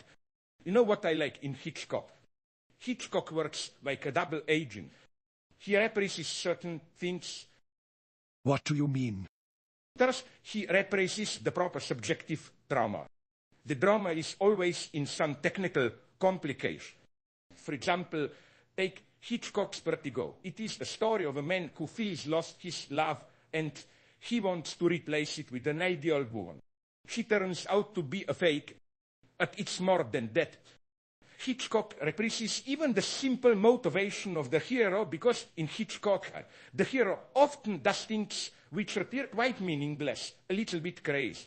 He gets obsessed by something that has nothing to do with the point, like in Ravel's opera of Thales and Melisande, where the king has such a strong obsession to count how many times the servant taps the door with his finger. It's a wonder that he didn't just go mad. This is what I like in Hitchcock. This crazy moment when the agent becomes totally absurd with no rational motivation, except for obsessive madness. This is the secondary level. The primary level is actually the opposite. That is to say, that the repressed is precisely somebody's lost suffering, anxiety, and so on. And this is what we get again and again in Hitchcock. For example, in Rear. Yes, I love the film. Yes, for me it's easily among the top 5 films of all time. I love it because it's such a perfect fetishist film. Hitchcock loves to repress all the subjective tensions, and there is, as it were, no subjectivity. You just look at those people and you enjoy how they are caught in their stupid worries. For example, the two women, Liszt and Miss Torishny, who are so vain. Since Liszt is so vain and wants to be the most beautiful girl in the building, when she looks in the window, she doesn't look at the things that count. Hitchcock gives us this funny scene where, from the viewpoint of her neighbor, who is spying on her, Lisa looks at she is blind. She doesn't see anything. All she sees is her reflection in the window. This is another way of repression. But what I like about Hitchcock is that at a certain point he introduces this radical tension. For example, in Psycho, you have the scene where for the first time the detective goes into the basement to check the boxes of personal belongings, and suddenly this music comes up, dum, da dum, da dum. And then behind him the shadow or something like that. One of the scariest moments in the history of cinema. Yes, I agree. It's a terrifying moment, and it's almost as if Hitchcock represents the real incestuous tension. It's almost like he doesn't want to approach it too directly. It's as if, no, this is something that is so ugly, so dangerous, that he doesn't want to approach it directly. But I think it's a very nice paradox of Hitchcock that, precisely thrown into this void of mystery, what saves us is the simple human drama, like the love between a man and a woman. It's still there. For me, the ultimate Hitchcockian gesture would have been to play it all. He fucks his mother, he kills his father. But then, after being caught or whatever, he commits suicide.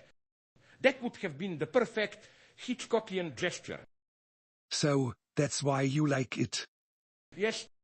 Hitchcock's films from around 1960 onwards, up to the late 70s, are for me wonderful. All the films which tell their names: Marnie, Topaz Frenzy, Family Plot, Sisters, Shadow of a Doubt, North by Northwest, Vertigo, Psycho, and so on. I think these films are just extraordinary. Yes, it's quite paradoxical. Oh, you are right about Hitchcock being a melancholic, almost pessimistic pessimist. It is not a dialectic of optimism and pessimism, because there is something deeply wrong in the world that can only be compensated by hopeless obsessions. I don't know the work of Hitchcock that well, but I can tell you a little story about Marnie, which I love. When I saw it for the first time, I was alone in an empty cinema and I underwent an ordeal that almost made me sick. The movie is about a woman who is double-faced and has an eye disease and hides her face behind dark glasses and terrorizes her husband. It was so intense for me that I had to leave and go out into the daylight. And then I asked myself, why didn't I stay? And I asked myself, what would you do if you were Hitchcock and you made this film? Would you have the courage to show it in an empty cinema? I answered myself, I would show it in a completely empty cinema, like this one. There is the wonderful Hitchcock story about a filmmaker who after having seen one of his movies, has to leave the cinema and vomit. And Hitchcock said jokingly, I'm paraphrasing, I hope that when I'm making a movie, I always give the audience enough time so that they can get out of the cinema before I press the button on the tube. I love this idea of the ultimate Hitchcockian film being shown in total emptiness. I love to be in an empty room when a film begins. All of a sudden it's like an electric shock, and you are alone in this room, and the film begins. It's quite extraordinary. As a rule, people leave too quickly. The lights go down and they immediately go back to drinking beer, talking, and making noise. At a premiere of one of my films, after the first 10 minutes, there was so much noise in the cinema that I stood up and said, I quote myself, "Ladies and gentlemen, if you continue to talk or make any noise, then I will personally come down and strangle each and every one of you with your own intestines." And then it was silent. That's how we should see a film. Could you please explain to me this obsession with intestines? I think it's interesting. This is a kind of fetishistic obsession. Why is it in so many of your movies that people are either expelled or throw themselves into water? This is a crucial psychoanalytic point. Liquid water means you lose your identity. You don't know who you are anymore. Yes, why the obsession with this? I think it's very simple. It's connected to the grandiose landscape, which feels threatening. And because the people have a very fragile identity, they should be thrown into water or expelled from society. It's a kind of retribution. There are also religious elements. Of course, these people are sinners and should be thrown into water or expelled from society. Yes, it's very easy to answer. You know what I also find interesting in this connection to your character? That when you lose your identity, then something sublime emerges. This is the wonderful paradox that when you are no longer you, then you approach the sublime.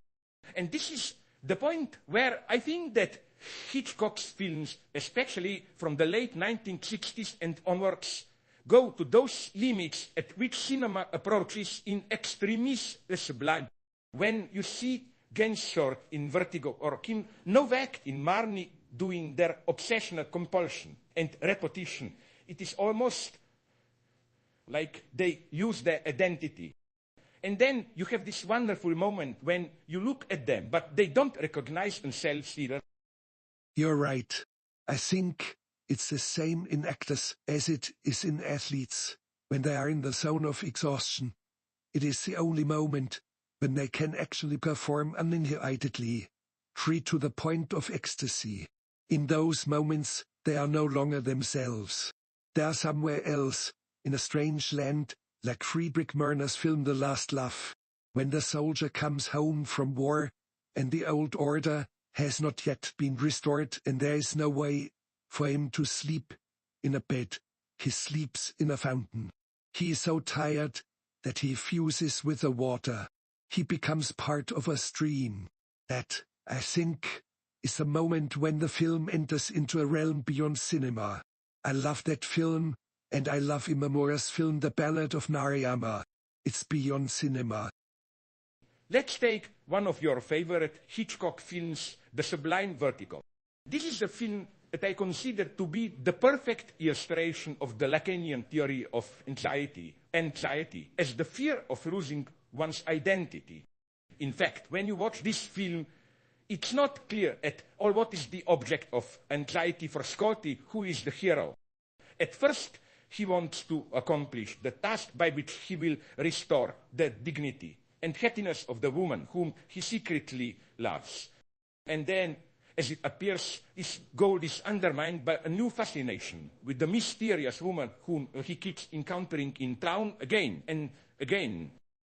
The fear is not so much, will I accomplish this task, but rather, if I accomplish it, will I still be myself? If you accomplish the task, will you still be the same person? This would have been, for me, the ultimate Hitchcock film. But do you agree with me that it is, in some sense, the example of the perfect Hitchcock film?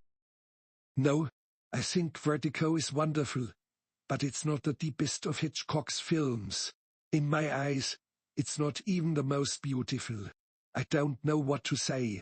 For me, the most beautiful Hitchcock is The Birds. That is a film that is so perfect in its balance of images and tone. It has such an insatiable beauty, a weirdness, a delicacy of strangeness, that I'm mesmerized by it. Yes, I can't see it often enough. I can't see Vertigo often enough, but I like it less. But I shouldn't have said that. You know, I also like to see films not too often or all the time, but every 2 or 3 months.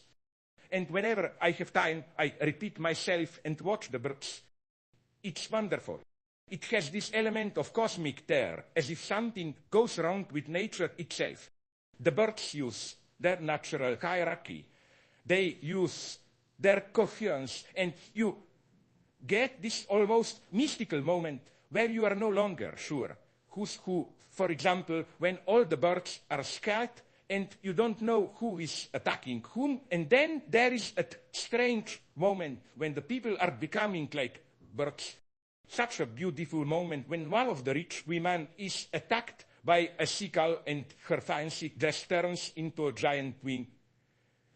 No, this is such a wonderful Hitchcock moment. I love The Lady from Shanghai. That is a film that has more truth in it than most documentaries about the truth. Can you say why? I would say that this is Hitchcock's most surrealist film. You remember that wonderful scene when the guy enters his apartment and finds a woman who he thinks is his wife, but then discovers that she is an imposter. He opens the closet door, and there is a second imposter who, after a moment of hesitation, slowly pulls out a gun and shoots him dead. That moment of hesitation inexorably fills the void of meaning. It signals that if the guy did not see through the first imposter, he should have lived. But because he did see, he must die. You see how here not even reality is what it seems.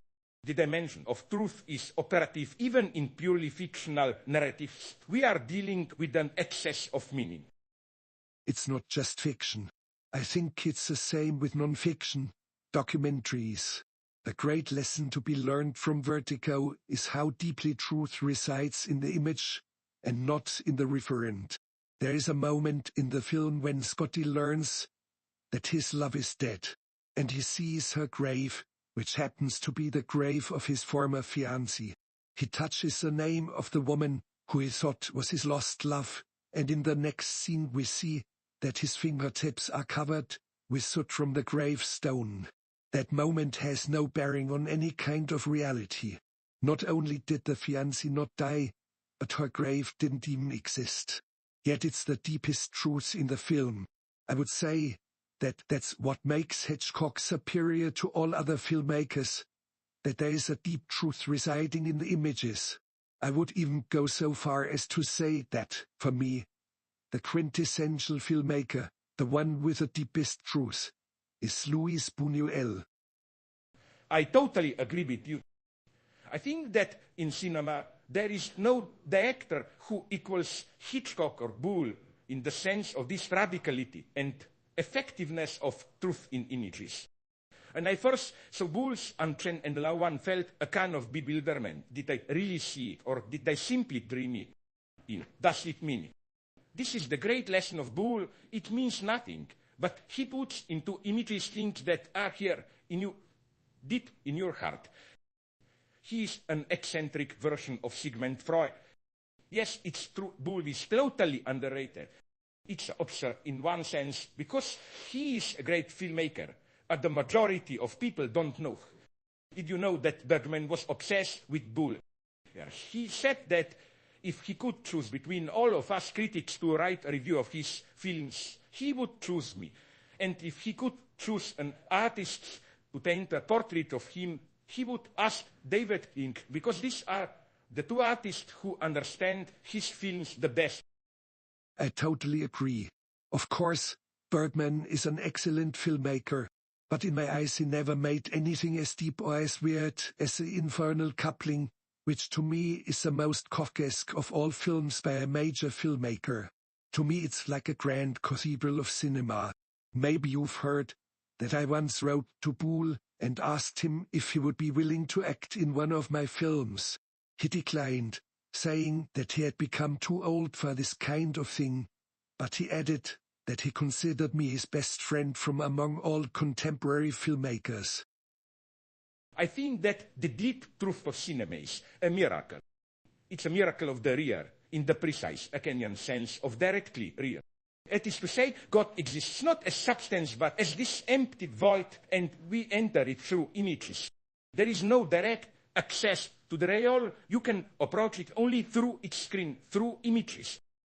I think that this is the deepest truth of cinema, which explains why cinema, although a technical apparatus, is so magical, so enchanting.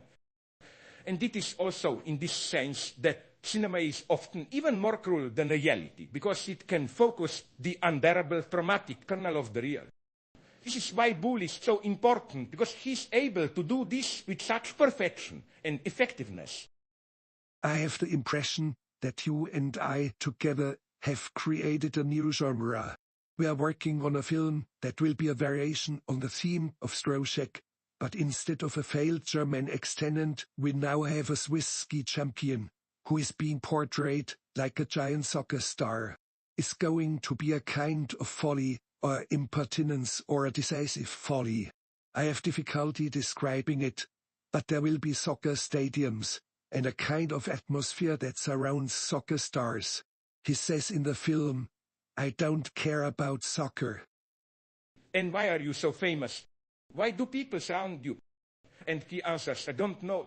There will be a fake studio, a kind of fake documentary, with close-ups and all that, and the whole film will be a comedy of his statements, and this will be his madness. So it is again about how we cope with the real. It's a film about an actor who plays himself, and his madness is that he thinks that he is the character.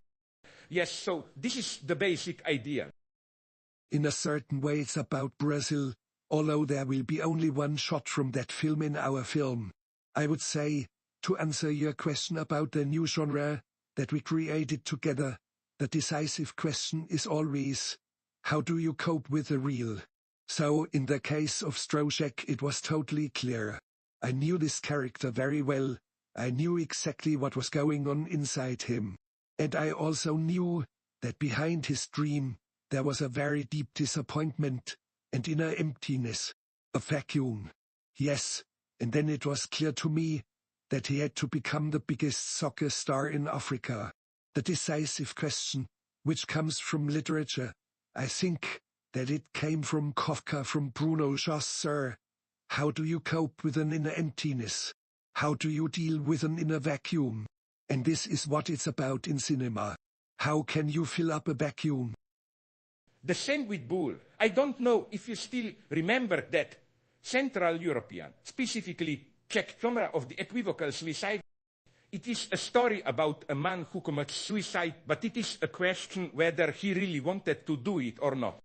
And then it's a kind of mock documentary. They reconstruct his last days. They ask all his friends and so on. And they never arrive at a clear answer. And this is Boole at his best, because it's clear that there was something in him which prevented him from doing it. And this was what Boole was aiming at. What prevents you? When you are clearly going towards suicide to finally do it, there is something in you that prevents you.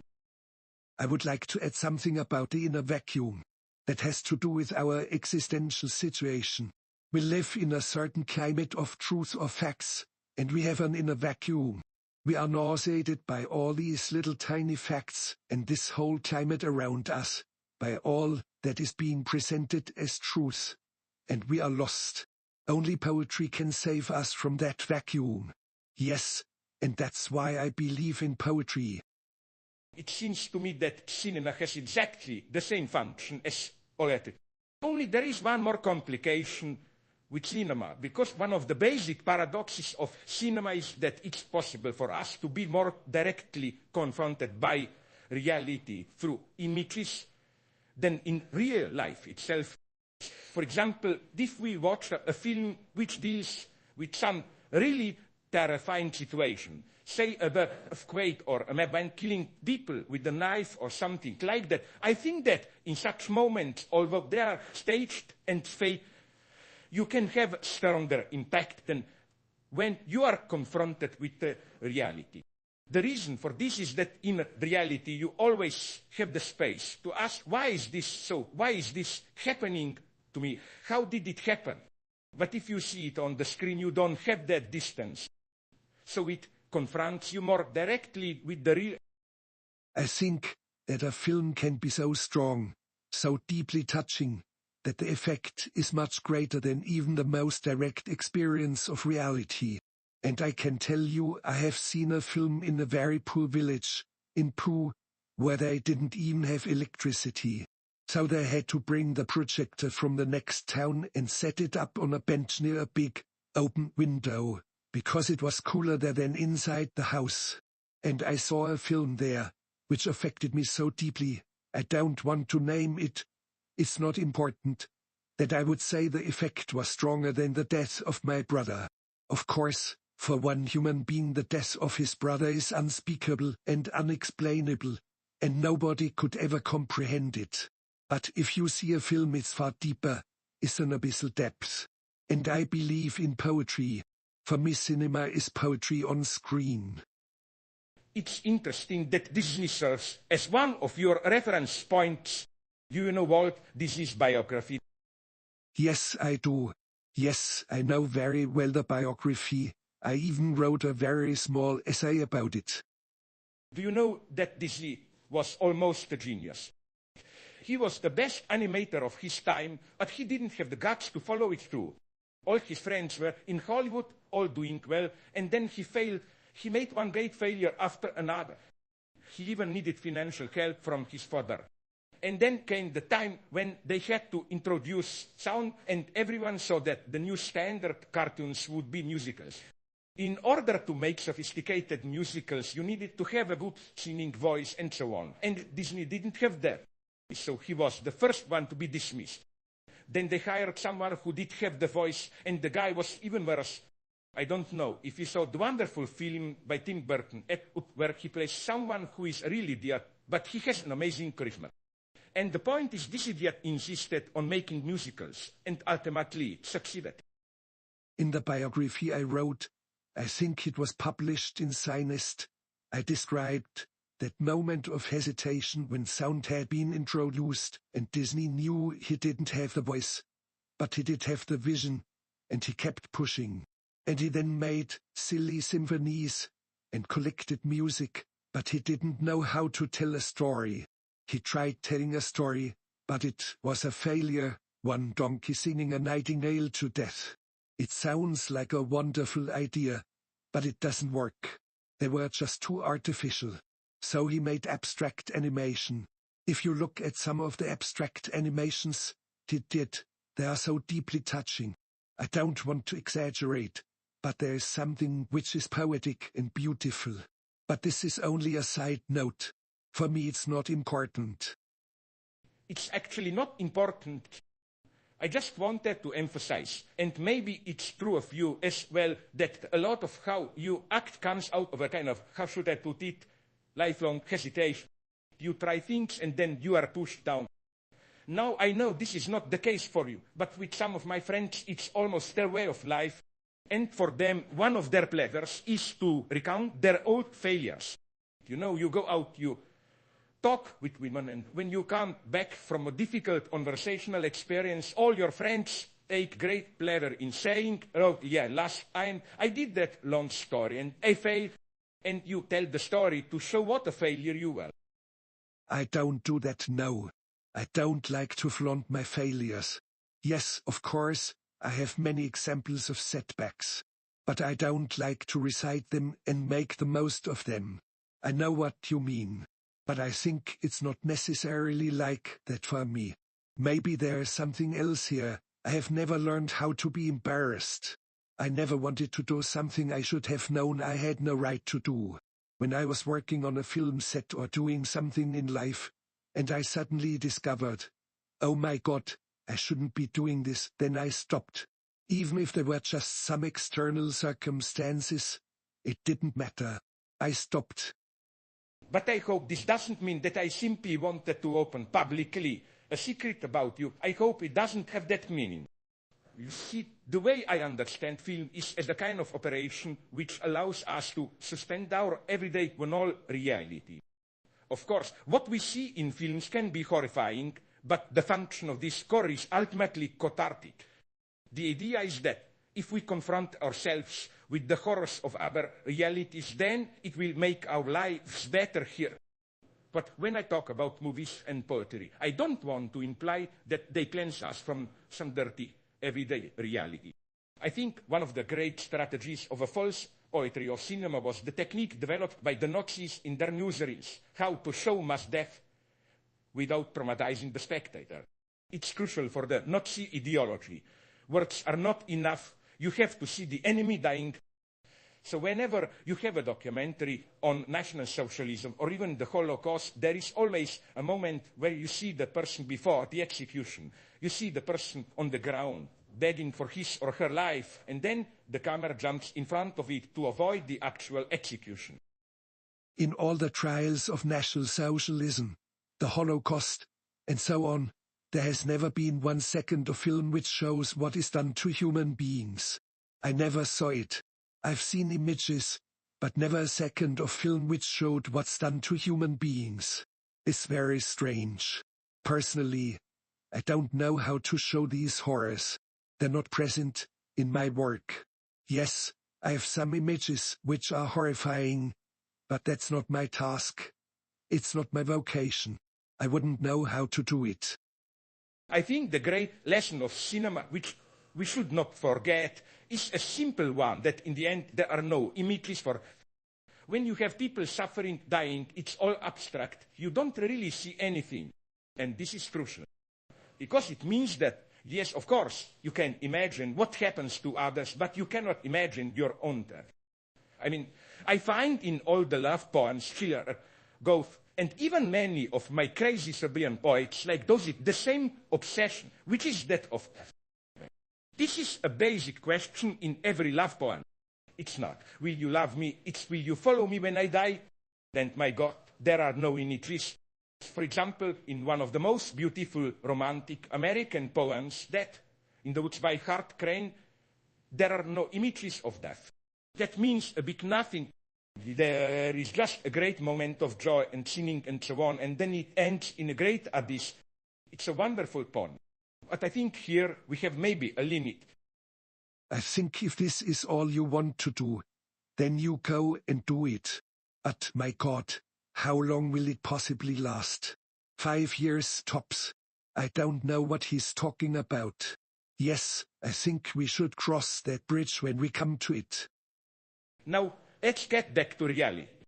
What are your concrete plans for the coming months? I'm going to New Zealand at the end of this month. We work there during the next 4 to 5 months, shooting the expedition to the end of the world, a film I have been preparing for a long time. It's an adaptation of a novel by an Austrian author, Jules Verne. Yes, it's a film about Captain Nemo, the submarine, and the journey to the end of the world. I have one last stupid question for you. Do you believe in aliens? I don't know, but I would like them to exist. Yes, I would like them to exist.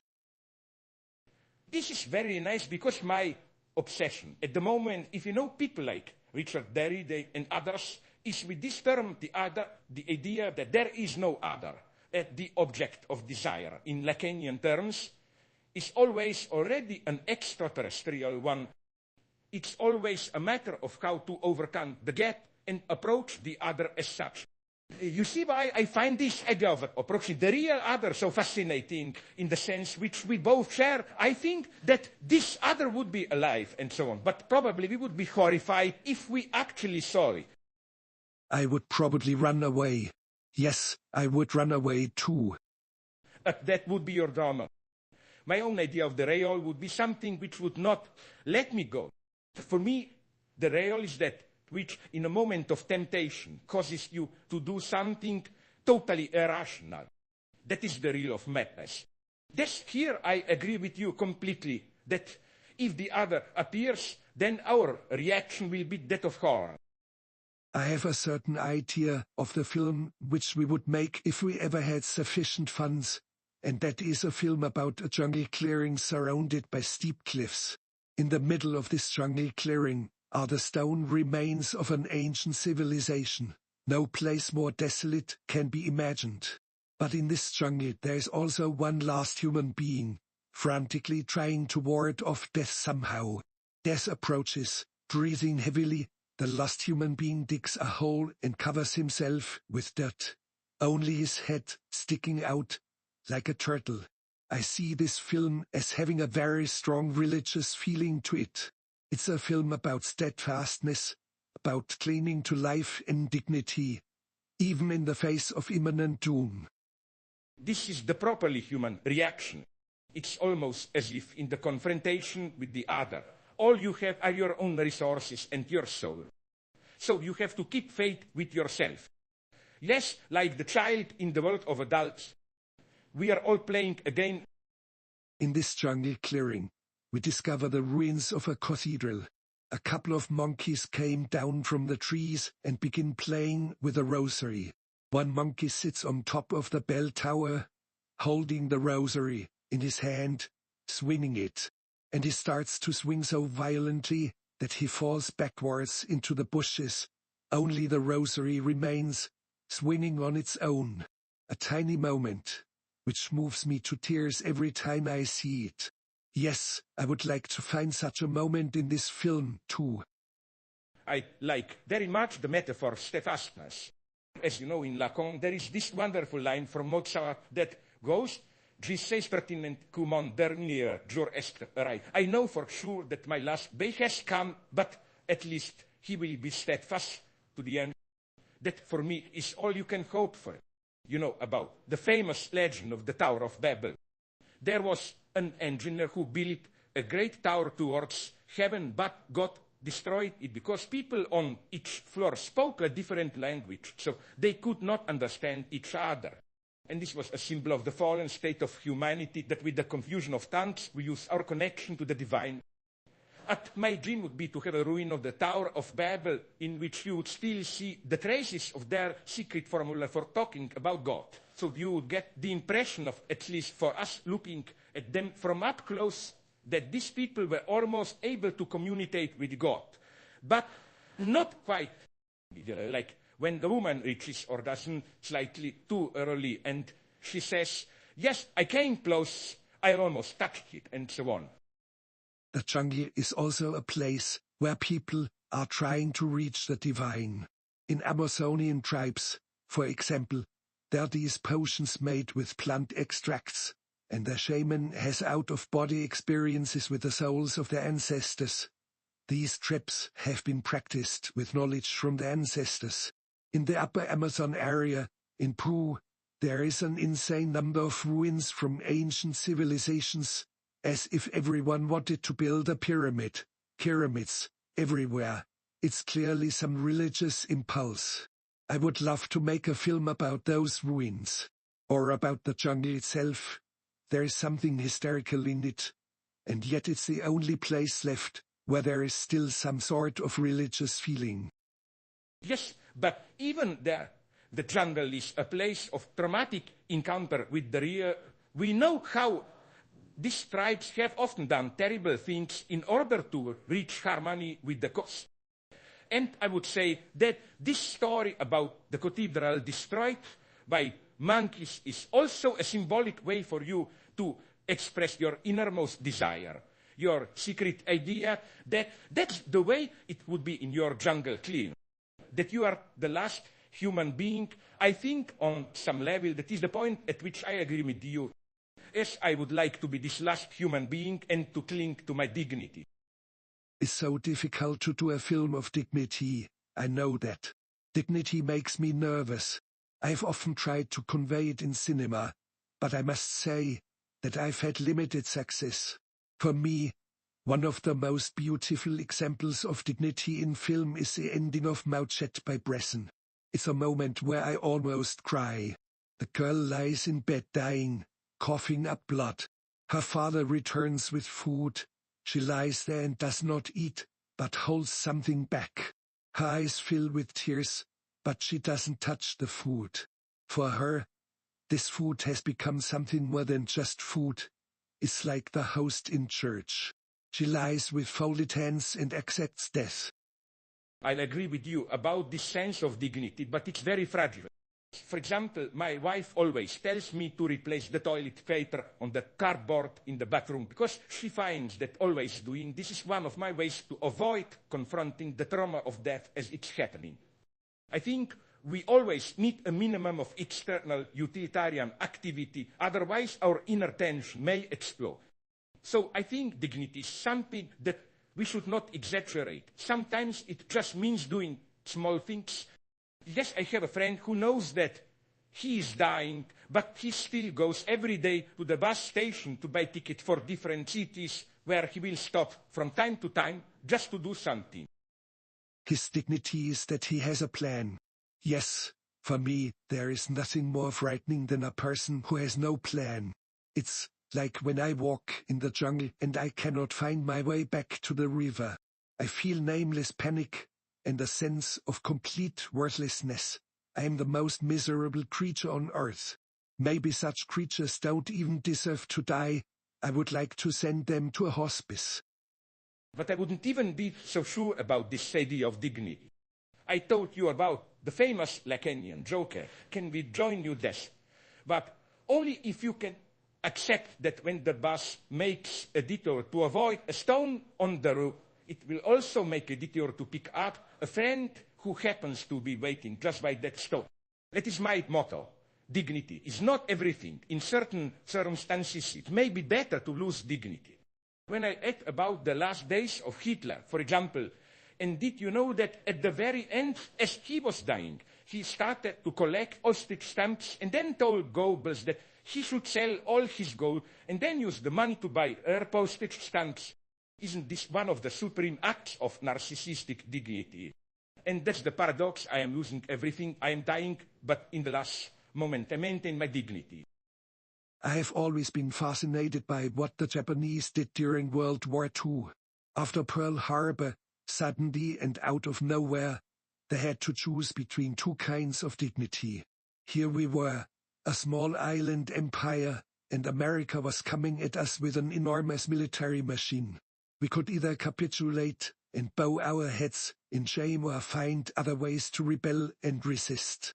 They decided for suicide fighters, for kamikaze pilots, and all those Koreans who volunteered to be human minesweepers, to set fire to their houses and walk into the flames. It's one of the most magnificent things in history. Yes, I share this fascination. I recall that when I was a young anti-communist, one of my great heroes was King Monohem of Morocco, who at the beginning of the 1950s, when the French sent him to prison, refused to eat the food provided, and then the French courtiers started to feed him with special food cooked by Moroccans. His answer was, "No, this is unworthy of my dignity." He died in solitary confinement, but with full dignity. As far as I'm concerned, King Mohammed was a model figure. Yes, when you have nothing to live for, then at least you can die with dignity. The Jewish example is even more striking. This is an amazing paradox. If you are that kind of Jew who accepts the idea of the Messiah, but you're still expecting him, and you don't get fed up with waiting for him and start to believe that maybe he won't come, then your dignity is phenomenal. It's a kind of everyday heroism. This is important to me in your film, The Perverse Film. These two gentlemen who maintain the dignity of the persecuted, who fight against the police and death. I am amazed by that. Like you, I'm never sure if it's really dignity or an artificial pose. But even in the film, I prefer this model to the soldiers of discipline, who are much less interesting. Yes, we need some sort of normality and some kind of order, but there must also be some spirit. Of course, it's not easy to distinguish. That's why I say it makes me nervous. I agree. And that's why I let them die at the end of the perverse film, because otherwise it would have been too easy to interpret their resistance as an impossible dream of happiness. For example, in all my films, I am very careful to make sure that the good side in our terms, those who resist and maintain dignity, does not win, because I think that even in the most desperate situation, if there is no prospect of a radical change, then you have to accept the game. There is no option for cheating. This is where I part with Beidio, for whom the idea of the universal idea is crucial. In his reading of Dostoevsky's The Idiot, he refers to one of those moments when the hero, Prince Mishkin, takes a beautiful girl as his mistress, and then he faints. He acts like a total idiot, and she just laughs at him, and then she asks the reason why. So this is the moment which Beidio calls le mystère du malentendu, the mystery of misunderstanding, of how something can be meant literally and yet misunderstood totally. Languages are never the same. We do not understand each other. Yes, this is crucial, this language of the soul. It's always partial, limited, and we think it's so clear. We don't understand each other. You speak about Dostoevsky. I just recently finished Crime and Punishment and The Idiot, and I had the feeling that he was my contemporary. As Beidio said, when we were in Moscow, it was like living in 1905. We were in the middle of this explosion of theory, and everything we knew was practically being invented in front of us. The situation is so explosive that the only way to deal with it is to laugh at it. Like one of Stalin's jokes, why did God create 5 fingers? To confuse the bourgeois mind.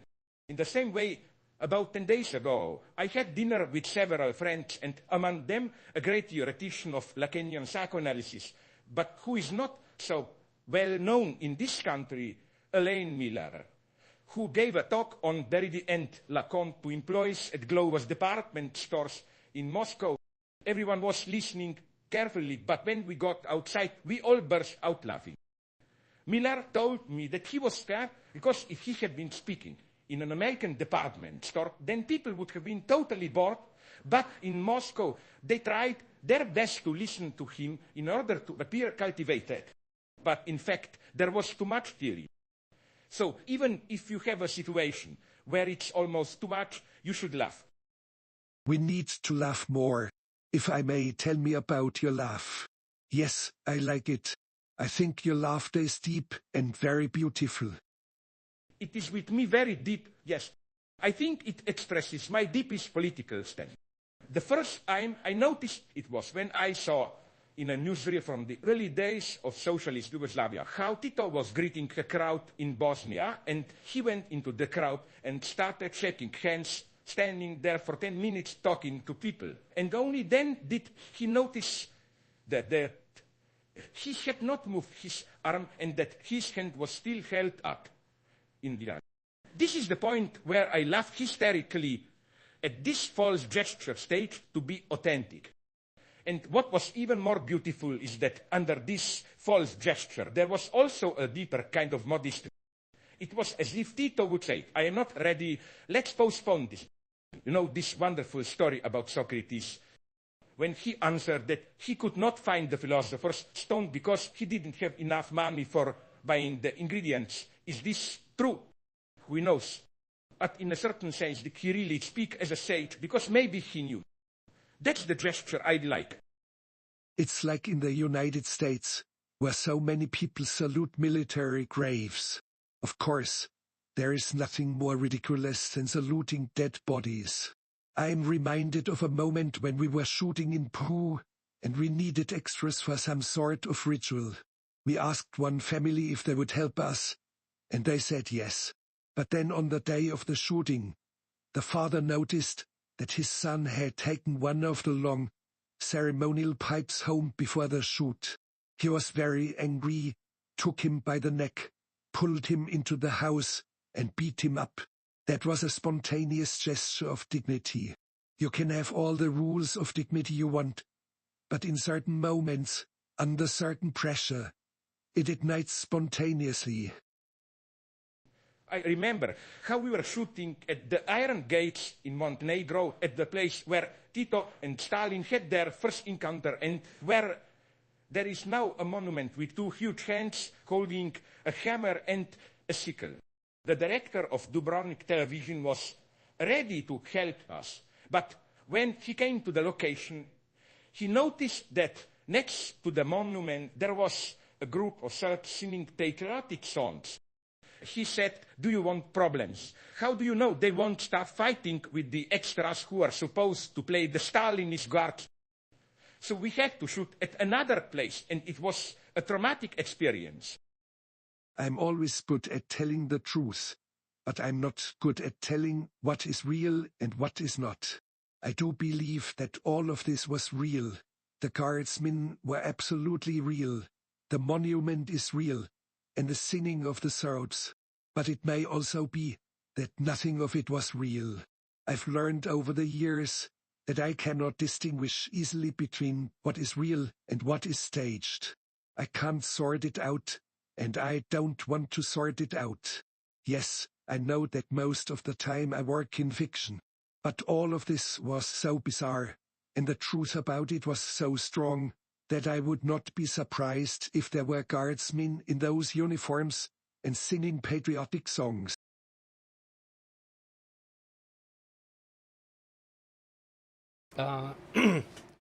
Okay, I think that's enough for now. So I put in like 2.5 hours listening to this, and you guys got all of it like 20 minutes. Jesus. I'm streaming tonight. I'm gonna be on Divas panel about a terrible anime list that was made. I might do a short stream before that. But we'll see. I don't really know what I got going on today. I got some company coming over at some point, so there's that. That's it. That's all for now. Thanks for watching this really wild, non-stop AI conversation with me. It was nice to not have to watch it completely alone. Yeah. Oh, I uploaded a new video to YouTube. I didn't get an interview. I got my interview revoked from me because of the person who takes their phone calls seems to me like a super spazzy person, and I uploaded that phone call. It was really weird. So if you want to go to my YouTube, you can look at that. It's pretty wild. All right.